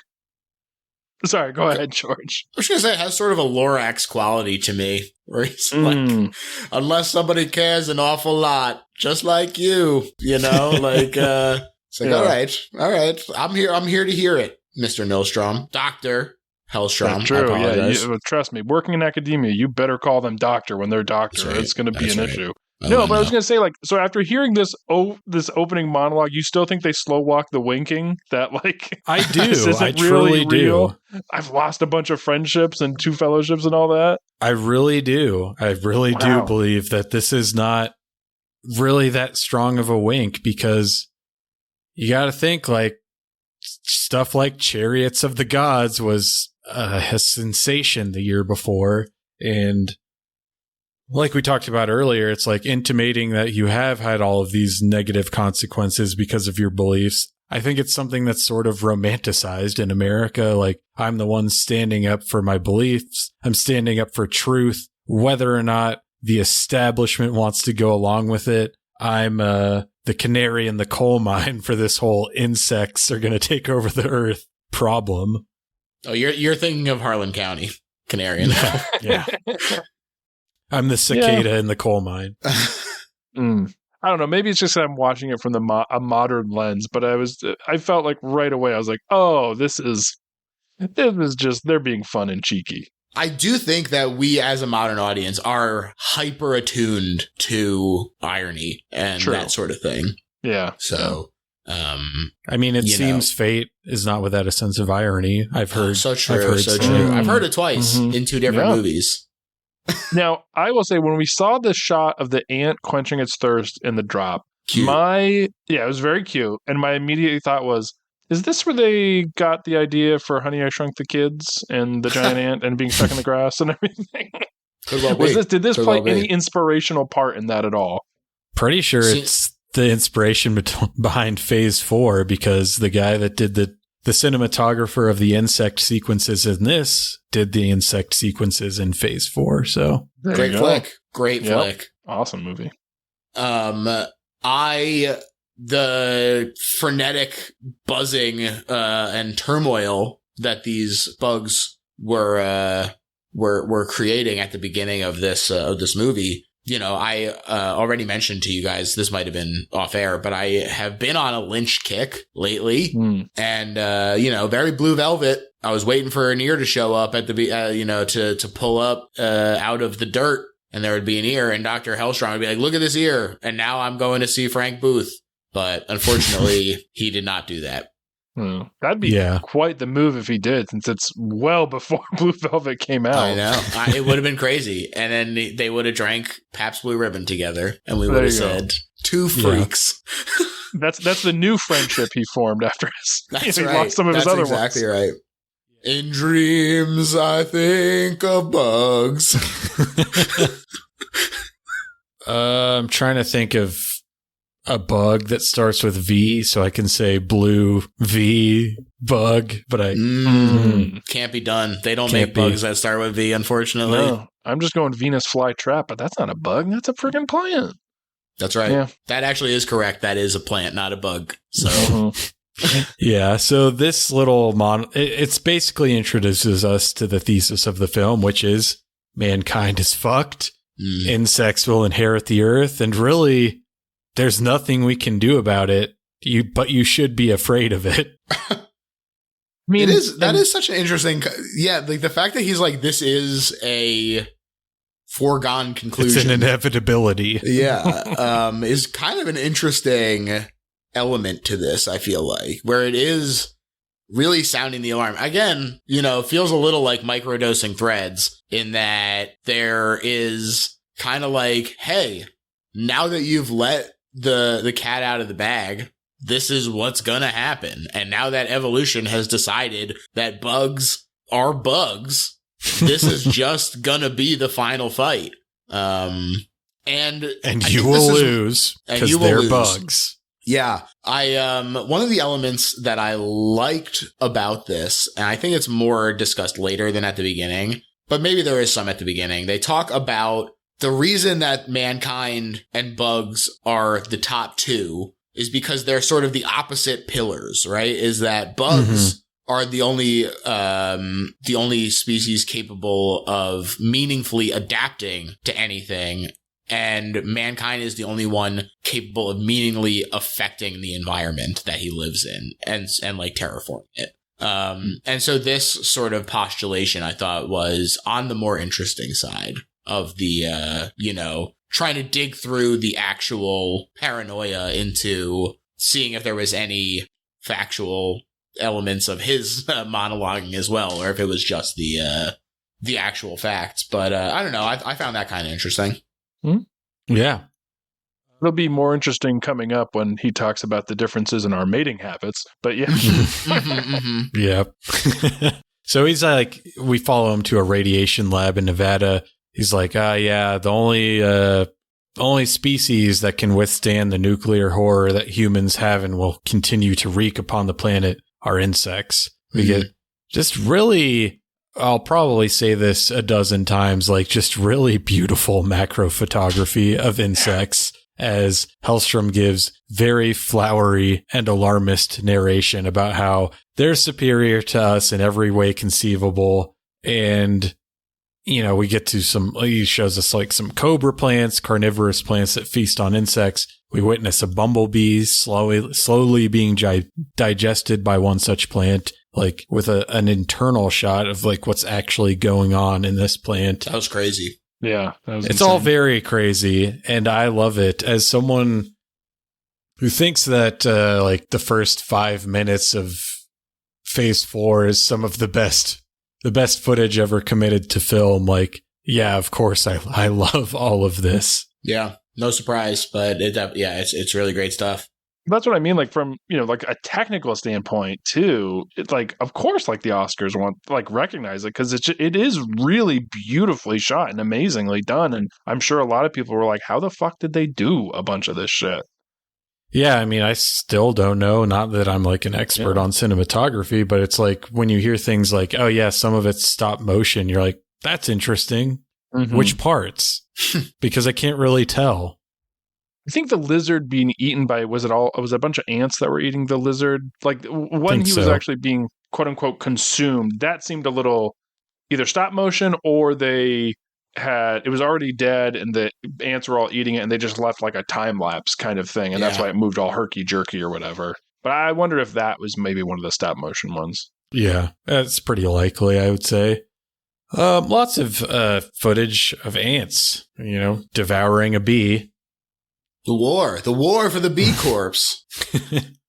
And Hellstrom, he drives through the city at night and intimates to the audience a truth he believes that only he is willing to admit, and this is something George was just touching on. He says, unlike man, whose physical limitations are dictated from the moment of his birth, the insect is born with the ability to actually improve upon his own body. When he reaches the limits of his capability, he transforms into an entirely new being. When look again, I'm gonna narrate our physicality for the listener here and say, when you mentioned the night drive footage, both Brantley and I did big smiles and shook our heads in disbelief at the fact that this footage exists in this movie. It is crazy. Like, it's more crazy that this is in here than any of the bug footage, because he is truly just like doing a night cruise. It feels like he is going to kill somebody. Like he's stalking his next victim. But this is why, he's a heretic. He's out there. He's in these streets. He's warning people. It is truly like one of the, for me, funnier moments of the movie. Him to just be driving around at night like this. Psychopath behavior, but no word of a lie. Yeah, true. It's true. Unless you get into like Cronenbergian like transhumanism, I have a stomach vagina for videotapes. That's right. Did you realize at least at this point when they were filming him driving in his vehicle that, okay, they're very like tongue in cheek and having fun with us? No, I mean, no. Part of me always realized that because like, unfortunately I went into this knowing sort of the conceit of it. I would have liked to have experienced it without knowing that. I don't think this yet is laying it on quite thick enough. I can't say I agree, but I respect it. Mm-hmm. I can't agree either. But yeah, this was like if I was only like 99% sure before, I was like 100% sure when they're filming him as he's driving at night. Yeah. I think it's becoming apparent why I was the person that was more into Bigfoot than the two of you. I'm much more credulous and willing to be like, this Dr. Hellstrom he makes some good points. Sure, he could do it while driving around. Why not? Yeah. More macro photography of insects. Dr. Hellstrom explains some things about the basic anatomy of insects, and we see a sequence of a caterpillar metamorphosizing into a butterfly. And then there's just like kind of a short montage that's just like, look at how cool butterflies are. Yeah, it's gross. Caterpillars are gross. What are they doing in there? I don't like that. Caterpillars themselves, or the chrysalis process or whatever it is to change? I'm thinking both. Okay. Okay. All right. And then we kind of get to like what I think is the most deranged sequence in the movie. Hellstrom, he's at the California Institute of Technology, and there's a fly of some sort with its brain hooked up to some probes that control its movements with electrical impulses. And he says, compared with man, we have to admit that the insect does not display what we could describe as intelligence. But don't feel too proud about that. Because where there is no intelligence, there is also no stupidity. And it's interesting. It's like, even though he's explaining to us like how they have no emotions, no intelligence, I still like found it pretty ghoulish to hook up an animal to probes and like force its wings to flap like a marionette. I don't know. Like, it kind of made me uncomfortable, even though it is just a fly.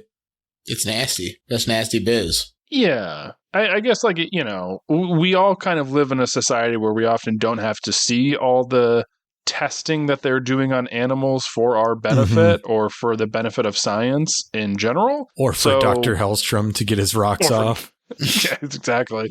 So, yeah, I mean, I agree. It is kind of like when you get that peek behind the curtain, you're kind of like, ugh, that's not great. It's like when I think about like all the mice that have been killed for every single scientific fucking experiment for new medications or whatever, you're just like, oh boy, it's a lot to take in. Yeah, it's gross. And then we get like probably one of the longer and like more interesting sequences, which is like the inner workings of a termite mound, even a full-blown war between termites and ants. George is giving a thumbs down. Yuck. Fucking yuck. I never expected to be an ally with the sun, but Sun was doing some damn work out here in the war against the termites, which I am now a soldier in. Yeah, maybe the ants have a point. Yeah. No, it's like, I don't know, like, somehow this one wasn't like one of the grosser sequences for me, although like, yes, a termite queen laying however many hundreds of thousands of eggs a day, like just pulsating, laying clutch after clutch of eggs. Yeah, that's pretty gross. Even just the look of it, even if I didn't know that it was like also the process of laying a bazillion eggs, the way that it just like quivered the entire time is horrifying. Mm-hmm. Yeah, I mean, I think I was just caught up in the spectacle of all of it, just looking at all of this crazy, like, they grow their own mushrooms in this termite hive, and then there's like we're going to cut it open. It causes a threat response. They start like vomiting and gluing it back together. Yeah, it was disgusting. I agree. Yeah. I thought it was interesting. I mean, I guess in like a morbid curiosity sort of way, but it is pretty nasty, that whole process. It can be interesting and still disgusting. Yeah. One of the things Dr. Nils Hellstrom is constantly emphasizing is how different we are from insects and how they're better than us. But I would say it's sequences like this that highlight what we have in common, which is what are we if not killing, fighting, shitting, birthing sacks of organs? Well, you know what? We can't make our own building material come out of our mouth like they do. So I guess attitude. In that sense, I think they got us there. You know, they one-upped us in that regard. They also were saying that, you know, whereas we can only shoot out one or two or, you know, a handful of children at once, these bastards are shooting out hordes. Tens or hundreds of thousands, yeah. Yeah, so that's pretty cool. I like the termite ant war. Sounds like you guys were just I liked it grossed in that out. I enjoyed seeing my enemy vanquished. There you go. That's a good way to put it. They're vanquished or live to fight another day. Necessary sacrifices in the war on ants. Look, this is just step one. The sun is going to keep baking down. It's going to tear down the hive again, and the forces of good will unite against the termite. Time will tell, but we won't be here to see it because they're going to outlive us all. Mm-hmm. True. And so after this, we get like the hidden camera segments where Dr. Hellstrom plants bugs on people's food in a supermarket. And I guess the prank is like, wow, look how gross insects are. Wouldn't it be gross if they were on your food? This is my least favorite part of the documentary. Not because I'm like, ew, gross, but because I'm like, who cares? He's like, they provoke a fear response in people. And it's like, yeah, okay. You like, I don't know. Like, I get that because I'm watching the documentary. Like, I'm having the fear response. We're in the scene after the termite queen. Like, I don't need him to be like, I'm putting a fake bug on this guy's meat and he's going to walk away. Like, that to me is so low impact compared to what we've just seen. Really felt like a weird piece of the, perhaps because it's coming right after such an intense scene. So like, we need to have some comedy here, but, I don't know. It just felt really weird to me. Oh yeah. Well, and it's all like, I mean, these have to be actors because none of these reactions also are believable. They suck. They suck. Yeah. Hey, I'm going to push back on you, Brantley, in that none of the reactions are believable. Because if you'll remember, there's a guy in a diner eating a salad, and his reaction is exactly what mine would be. If you remember, he just sort of drops his fork and sort of turns and like sort of is like trying to convince himself that doesn't exist. There wasn't just a gross potato bug in his salad. That is exactly how I would react. Wow. I don't know. The guy at the meat counter is like, that one really stood out as fraudulent. Yeah. Well, and also, if you are recording from a hidden camera that's really far away, how are you picking up any of his voice? Like, how do you have any sort of microphone that can pick it up? You know, even a shotgun mic from all the way across you're not going to pick up what he's saying. You know, they've obviously like mic'd him up there. What but is also, that? that guy eating his salad, they hold on him for like 20 to 30 seconds after he sees this bug. And nowhere once in his like, does he go, excuse me, miss, there's a bug in my salad. Like, that would be my first response. Be like, there's this nasty ass bug in here. I want a new salad or to be reimbursed or whatever. Yeah, and then she goes, well, keep your voice down or everyone will want one. I think he's going through the stages of grief, and like he hasn't hit acceptance yet. Yeah, so. he's doing the full dabda. But also, like, they're not even hidden there. They're just like set up the camera behind the film them while he eats. Of course, it's staged. I would say that scene in particular is the tipping point for me. That's the biggest wink. Okay, because it is so very clearly staged in a way that it's like because of some of the things you just mentioned, like just the nuts and bolts of how could this possibly be candid, and we have audio of like New York guy trying to get a steak and being like bleh, and it's just like it's so ridiculous. Yeah, that it is.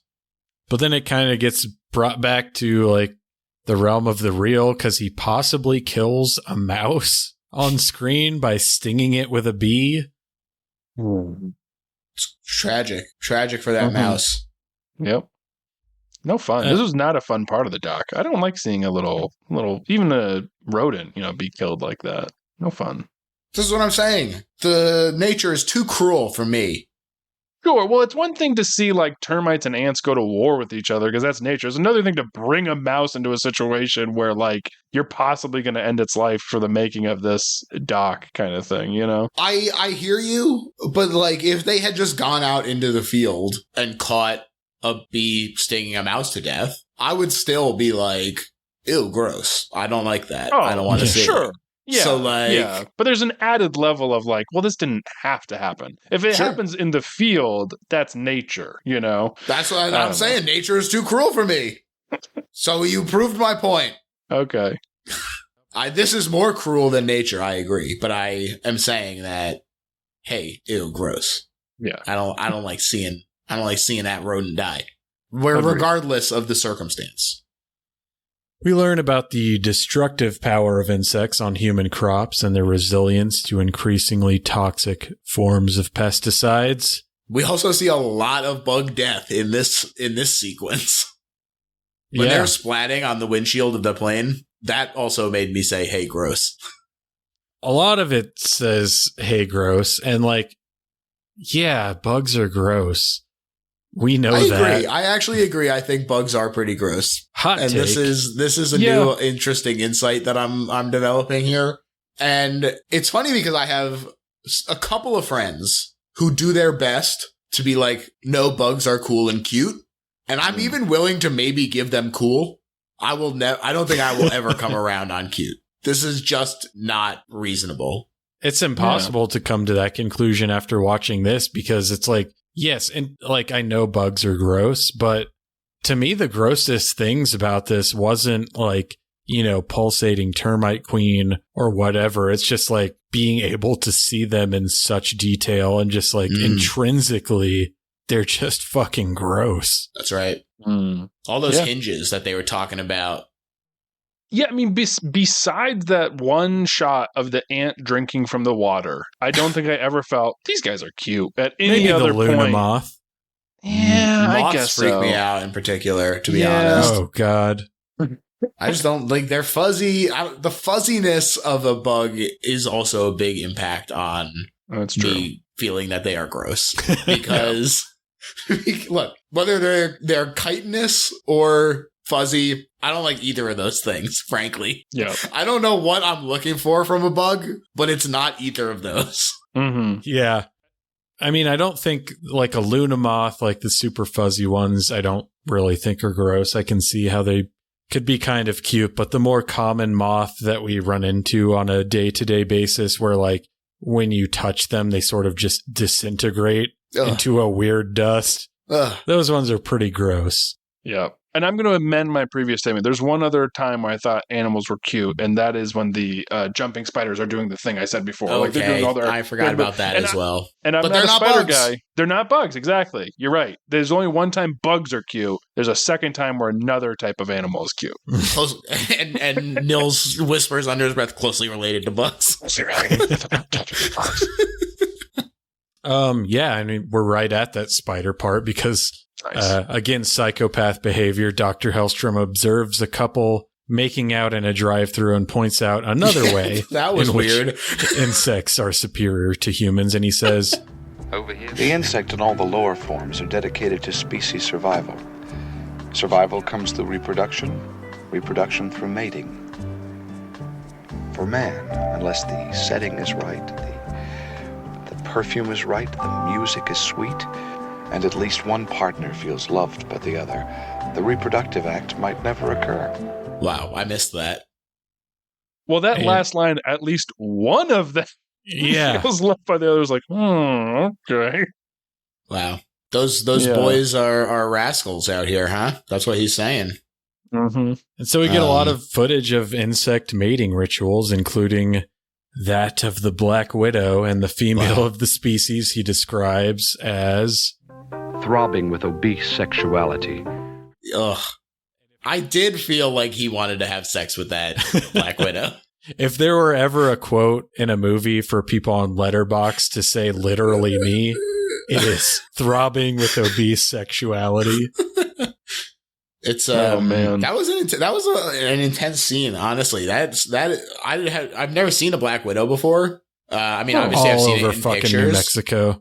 Are they? Okay. Yeah, That's scary. it is because they Um, like to nest in my mailbox. That's scary too. Oh, shit. Yes, Yeah, that they is love scary. it. They can't get enough of that mailbox. Cool, dark places, it sounds like, outside of the sun. Mhm. Yeah, that does make sense. Take your obese sexuality elsewhere.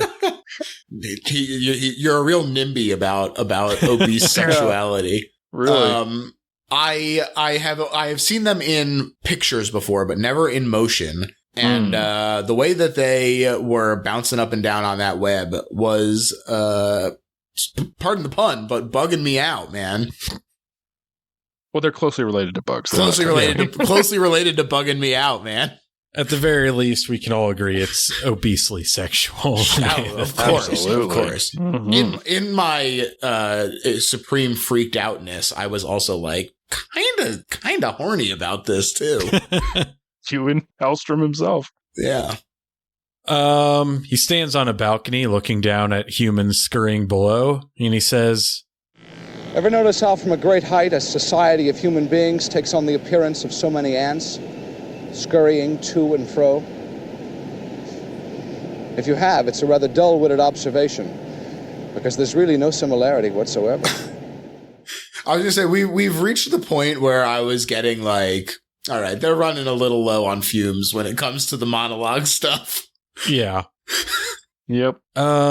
This way segues into the idea that the individualistic nature of man is yet another one of his shortcomings compared to insects. We get detailed footage of the inner workings of honeybee society. He's right.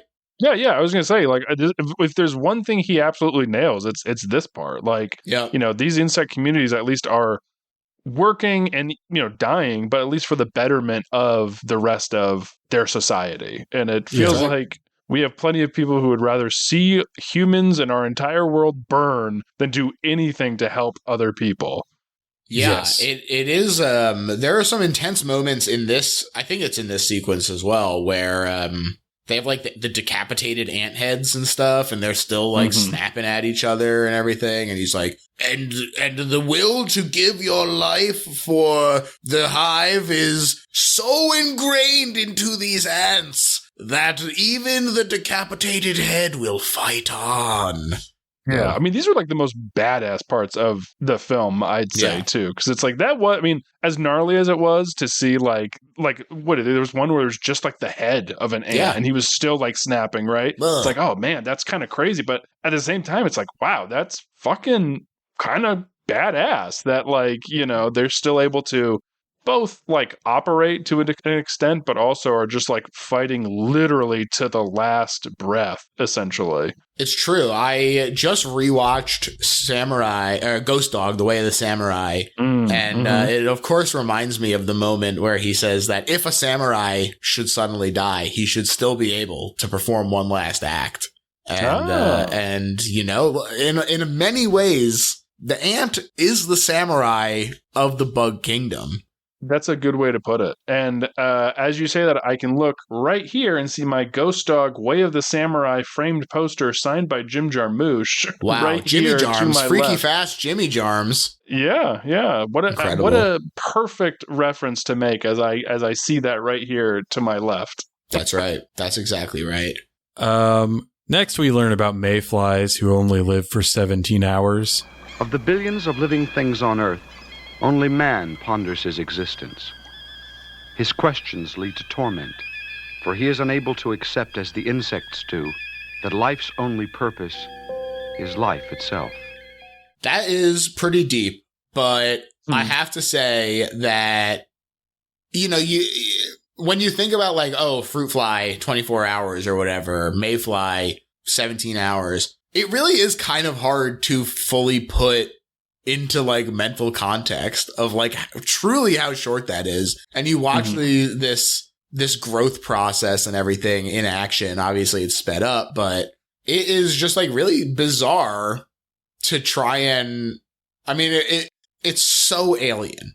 It's something that makes them so alien that it's just really intense and bizarre. And even though it's not presented as like I don't know, it feels weird to be like an emotional sequence or like a scary sequence, but like, I don't know, something about that like idea of them having to pack it all in and how quickly the species turns over like that. I don't know. It's weird. It's weird to think about on an existential level. And of course, my mind immediately goes to, so like, what's like the oldest ever living mayfly? If like 17 hours is like their average lifespan, is like one who gets to be like 25 hours, like 120-year-old like mayfly in their society? Of mayflies. Yeah. Like, do they have their own Guinness World Record for oldest mayfly that lived that crossed the 24-hour barrier? Well, I think Spike Lee made a movie about that one, 25th Hour. Yeah. I love how you just made a very cogent, like, deep, like, thought about it. And I just went, yeah, but what's the oldest mayfly that ever lived? Well, I think that was a very generous description of what I was stumbling through there. But, it is what it is. I don't know. It just is bizarre to me because it feels like a cliche, right? It feels like one of those like schoolyard factoids that can't possibly be true, that they only live for 17 hours or whatever. And then, ostensibly, there is scientific backing to this. So, the most honest man in science explains to us that is actually true, that they do only live. But right. I think it's really like existentially weird because to us, 17 hours is such a short amount of time. Right. Where we're like, well, gosh, what if they don't like mate in this day? Like they'll lose every, like the mayfly line will die or whatever. But I imagine to them, like 17 hours is like 70 whatever fucking years to us. And so like relativity's a motherfucker. Exactly. Yeah. I think that's why it's maybe such a odd, existential crisis for us to think about that. Yeah. I mean, with his words, he's always, talking about how we are different from insects, but if you read between the lines and like with the images, it's drawing parallels to humans and insects. And it's like really like, yeah, they only live 17 hours, but kind of like Brantley was saying, like, what's the difference? Like, we don't on the scale of like geological scale. Like, yes, there's no significant difference between 17 hours and 100 years or whatever. And so I think like a lot of this film is like pretty horrific on an existential and just like a visceral level. Yeah, no, it's a fucked up movie. Do you guys find that? So, like, I understand that the mayfly part being existential. Do you find the idea that, like, on the geological timeline of Earth, like, we're 4.5 billion years old, that we are just like this tiny little blip on the Earth's timeline? Do you find that existential? I kind of find that peaceful in a way. I find it existential only because it is terrifying how destructive we have been to our home. Oh, yeah, for sure. But I think part of it is just that, like, in the same way that like I find it kind of calming to think that like we are just sort of these like insignificant pieces of dust that like, hurtling through the universe on this one rock kind of thing. Like when we look at the entirety of the actual universe, we are so insignificant. It's kind of the same mindset I have about this tiny little blip of time that we are existing on Earth for its entire existence, because it's like it's kind of freeing in a way. It's like, well, nothing. I mean, things matter, but like really very few things really matter for like, you know, an average individual. And I think it just really sets into your mindset of like, well, these are the things that really matter to me because so much else is just insignificant and doesn't matter. Well, I think this is where the difference between nihilism and absurdism comes into play, right? Where it's like the idea that we are so cosmically insignificant means that these things matter even more because of the absurdity of the unlikeliness that we are here and able to take advantage of it. Yeah, I mean, I guess so. I guess what I'm saying is like it really puts into perspective of like, you know what, like no one from my job listens, but my job doesn't really matter. Well, I know that's true for me. My wife, my daughter, my family, you know, like these things matter, but like, you know, me being stuck in traffic or me being annoyed at somebody or whatever, it's like, who fucking cares, right? Like none of it matters ultimately, but I take your point. I mean, yeah, it's just, if you have so little time and you're stuck in traffic and it's on a way to a job that doesn't matter, that to me, I find incredibly frustrating because I'm like, if our lifespan is so short in the grand scheme of things, it makes you want to shed these shackles of society and say that this is a farce that we have all committed to. True, but I guess my mind always goes to like, well, if we are here for such a small amount of time, like then this ultimately doesn't really matter either.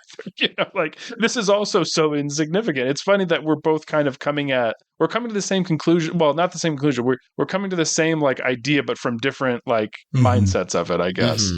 Yeah. Yeah, I think ultimately, like intellectually, I know nothing actually matters, but emotionally, I still have to pay a mortgage. Oh, yeah. And yeah, so, like, absolutely. it does matter. Sure. But I guess, yeah, I mean, I'm thinking like in the grand scheme of, you know, major events. It only matters because we as like, yes, you have to pay a mortgage, but even that is itself like a societal structure that only exists because we can't vomit up a house for ourselves. Yes, right. Exactly. Yeah. And you probably needed a credit score to buy that house, which wasn't even invented until the 80s, you know, like, or whatever it was. So it's like we as a society have like made this a ridiculous like thing we have to go through. Right. Yeah. Think I'm just of the mind that the only things that matter are what you decide matters, and that's different for everyone else. Yeah. That's true. And yeah, the final sequence is all about driver ants. A mindless, unstoppable killing machine, dedicated to the destruction of everything that stands in its way. Each of them is completely blind, driven forward through the darkness by a single demanding need within, the need to kill and plunder. Wow. They are truly the Terminators of the insect world. And again, you know, you talked about them drawing parallels to humanity. Here we go. Driven only to plunder. Yeah. I mean, think about it. If every person on Earth was like, yeah, we're just like insignificant, we don't need to like do any crazy things, we wouldn't have these madmen who like, I want to conquer XYZ with like land and then plunder and rape and do horrible things to each other. And I also think, well, and this is what I'm saying about like that nihilism, that the idea that nothing matters can drive either nihilism or absurdism. And I feel like a lot of that destructive power comes from that nihilistic, oh, nothing matters. So I don't care if the planet is poisoned for even the next generation. Like, fuck you, I got mine. Because the gratification of the earthly delights is the only tactile thing. And, you know, if you're a brain in a jar, it's all fake anyway. So, I think that it behooves us to find meaning in the lack of meaning, because that is the only way to not go crazy. I actually agree with you. I don't mean like nothing matters so we can just do whatever we want that will harm other people. I guess that's not where I'm saying. I guess what I'm saying is like it puts into perspective what is actually really important, which is, my wife, my daughter, my family, that kind of thing. And so it brings a calming, peaceful feeling of just like being able to let go of this other things that stress me out or whatever, even though I know intellectually I also have a mortgage that needs to be paid. And, those things do in fact matter. But yeah, in a cosmic sense, it is insignificant. And in that way, it is kind of a peaceful feeling. But obviously, there's going to be psychopaths who are going to fuck over everybody and do a shit ton of harm because it's just better for them. And they'll eke out 0.5% more profits by doing so. And that's what they care about. Yeah, it's funny because in a way, I'm just extremely selfish, where I'm like a big time climate doomer. It really fucking stresses me out. I think about climate change all the time, all day, every day, basically.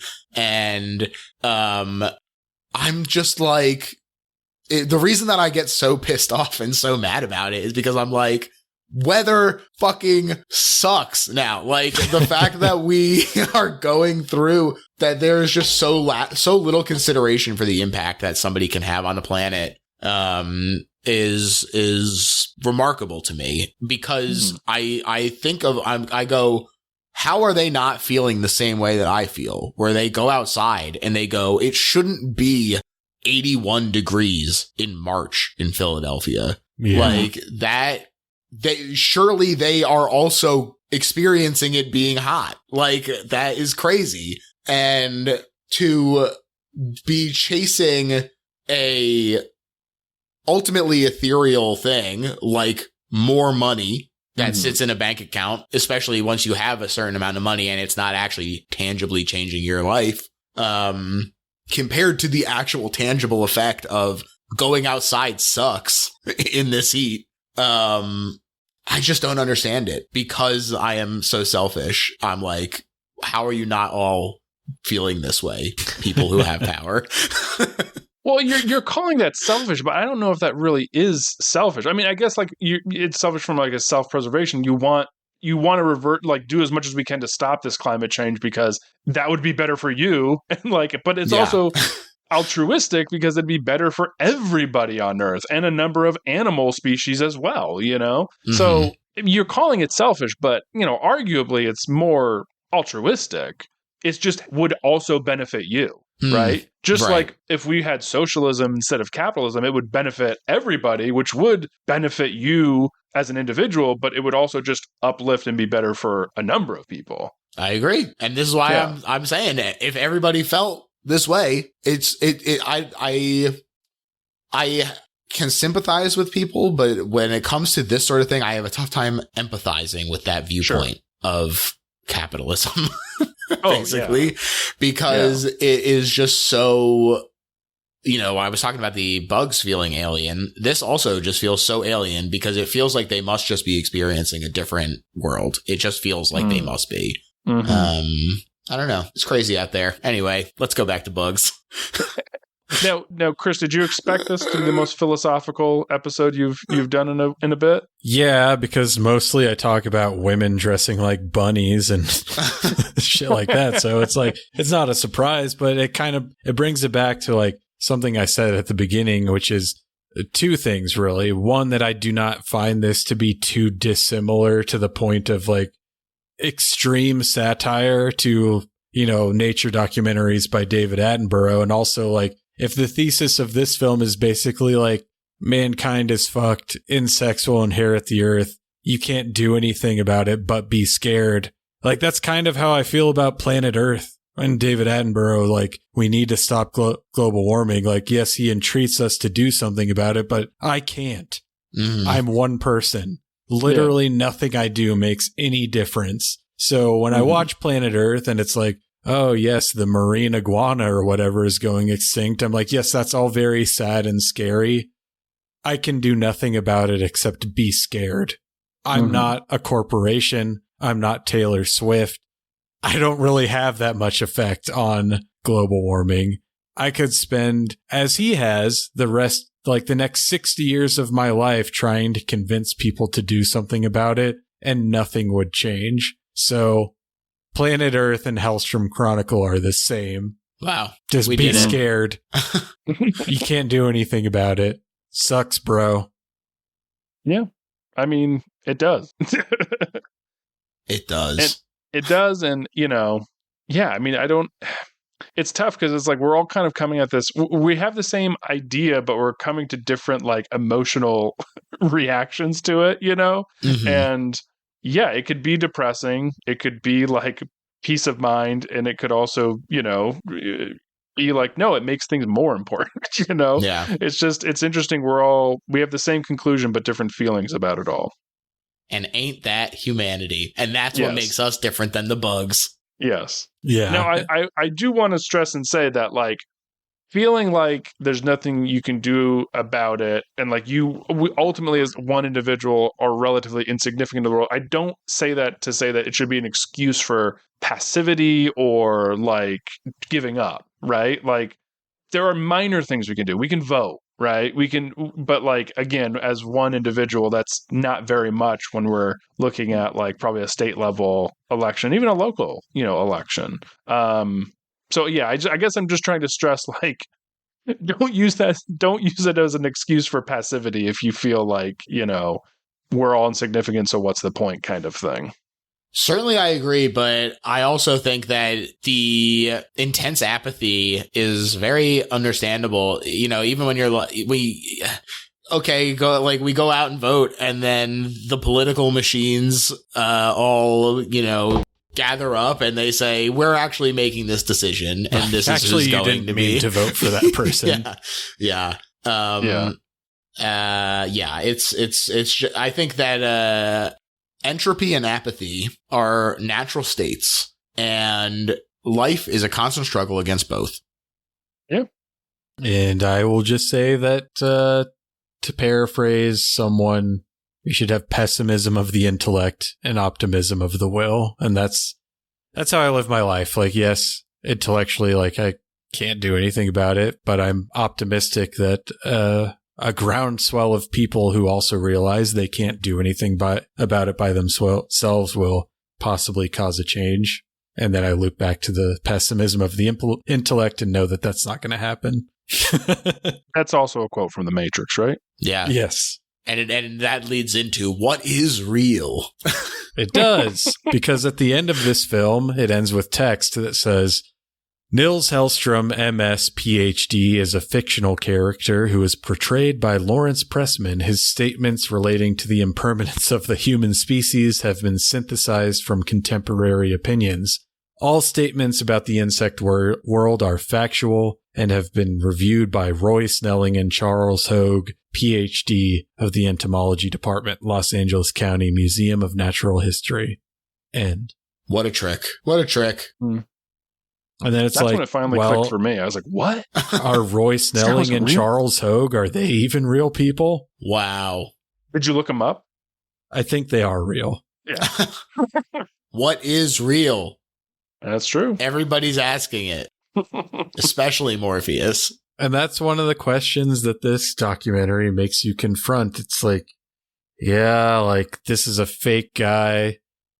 Some of this stuff is staged, but there's a verisimilitude to it, perhaps by introducing levels of fiction. Like, is it more real than real? Does it get to like some sort of truth that we wouldn't get to by trying to document something cinema verite? I don't know. Yeah, that's a good question. I don't know. It's just like when Joey Pants was eating the steak and he's like, I know that this is fake, but ignorance is bliss. Mm-hmm. It's just like that. It's just like that. So how'd you guys feel about the Hellstrom Chronicle? I enjoyed. I definitely went, hey, yucky. hey, gross, I don't like looking at this thing on screen right now. But when I think about it as an entire piece of art, I go, that was really cool. And I enjoyed it. And good job. Yeah, I agree. I think it was fun, although gross, and very compelling and interesting. And I thought that the way it was staged, so to speak, with an actor portraying this fictional character was a compelling way to get the audience invested while still kind of delivering, information in a not stale way. Yeah, I think it rules. It's right up my alley. And it's like, maybe it's partially because of the things that I just tend to watch. But also, I think it's very rare that I run into a text that is this layered and can get me thinking about so many different things. And I definitely appreciate it for that. Maybe that's just me, but I think there's a lot to this that I may not have seen on just one watch or without like digging into some of the context of documentary films at the time. But I think it's just super interesting, pseudo documentary / horror dressed up with like amazing photography of bugs. That's both extremely interesting and extremely gross in equal measures. Definitely the movie that had the most bug scenes that made me say, how'd they do that? Since the maggot storm in House by the Cemetery. I think that's also the one that has the spider bite the guy's eye, although that might be the Beyond. Regardless, Fulci is the guy that, usually makes me go, what the hell is this bug footage? And this is certainly in the Fulci shadow here for sure. But before him, for a lot of them. Yeah. Yeah. Hellstrom Chronicle. I like Thumbs up, Hellstrom Chronicle. Yes, unlike Roger Ebert, we will give this a thumb up. 3 thumbs up. Yeah, it's very funny. It's like he just doesn't even like understand the like central conceit. It's like, I don't know, like someone if they're writing a review about baby geniuses and complaining about how smart the babies were. This is so unrealistic. These babies would never understand these things. Yeah, I say check it out. It's an Oscar winner. I think that alone is kind of just like, objectively, this is one of the better things I've talked about on the show. And perhaps in a few years, that will be the dead format as the Oscars becomes less and less relevant. Not possible. Yeah, I don't think they're going away anytime soon. No, it's true. I was just doing a little goof. Yeah, literally would rather watch Tim Heidecker's fake children's cartoon than the Oscars. I enjoyed the new Oscar special. Who's your favorite Doodle Dot? Oh, it's got to be Baxter. I like a bad boy. I don't know. Cloud's pretty lovable. They're probably second place for me. And the Michael outfit, maybe his second best outfit since the Joker. It's yeah. We love the Oscar special. Yeah, that was Hellstrom Chronicle. Any final words on that, gentleman?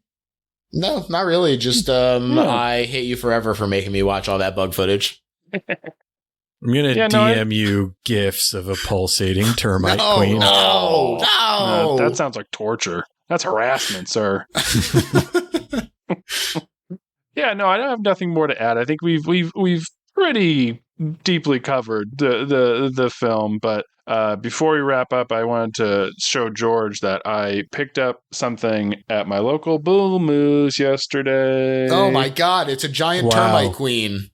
It's an awesome book that says Killer Kaiju Monsters, Strange Beasts of Japanese Film, and it looks fucking awesome. That's what it looks like. Oh, I wanted to see if you had it, because if you don't, I figured I'd send it your way. I was like, I know someone who would like this book. And I don't have it. Nice. Wow. Yeah. Well, I will send that. I'll send that over to you. Wonderful. Please do.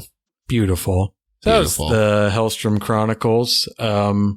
Thank you guys both for coming on to this and breathing life into this not actually dead format with me. But thank you guys for shepherding me through this conversation about the Hellstrom Chronicle. Couldn't have done it without you guys. Tell the fine folks out there where they can find you and anything you've got in the work. I'm impossible to find now. I'm not on social media. I'm not doing anything. My plug is go watch some David Lynch movies. He's an independent filmmaker that is very underseen. People don't know about this guy. When you watch a David Lynch movie, you can talk to people and be like, I just discovered this guy, and they'll all be very impressed with you. And certainly I will be very impressed with you. So go watch those movies. And if you have watched them and you go, these aren't for me, you're wrong. Sorry. Disagree.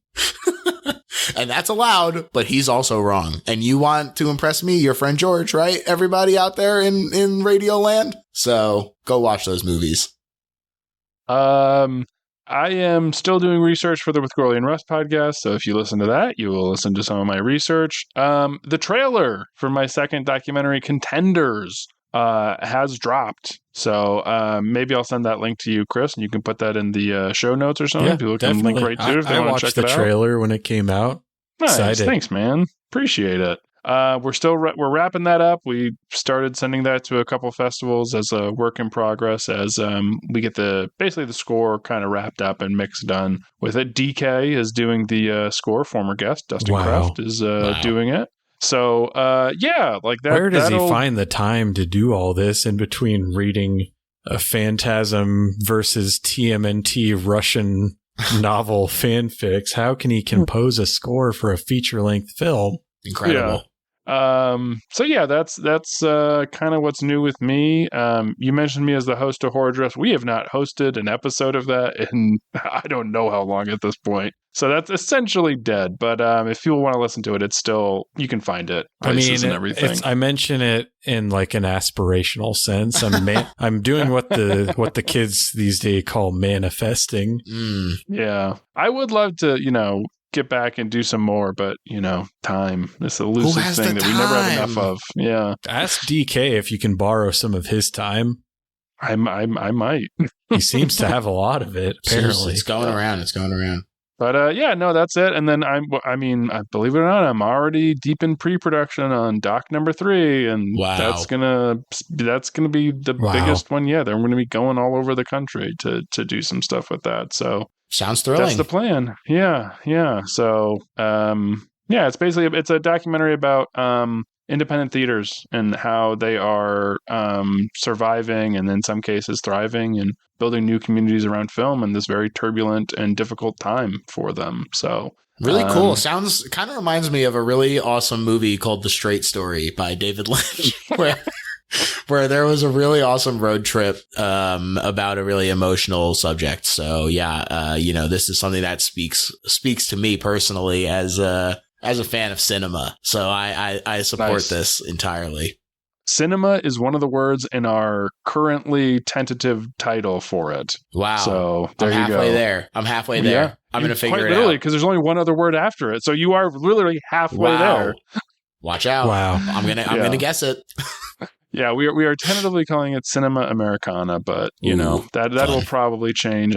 We don't know. The titles are always hard. They are hard, so true. Man. So true. Well, hey, if you have any interest in talking to an independent cinema owner in New Mexico, I know a guy. So okay, there you go. Yeah, it's so funny. Every single person we mention it to is like, "Oh, what theater you should talk to?" And they'll give us 1 to 5 theaters that we should visit. So it's really just trying to be realistic about which ones we can or can't get to. Essentially, yeah, I'm sure it's tough. That's awesome. And it's interesting because I think about what does the Philadelphia independent theater scene look like? And even that, it's like, well, who would you talk to? The Philadelphia Film Society, who owns a handful of theaters that have been growing and they've been expanding by buying up some of the other local theaters that haven't been doing as well. Or we have Philomoka, which is hyper independent DIY space kind of thing. They do these really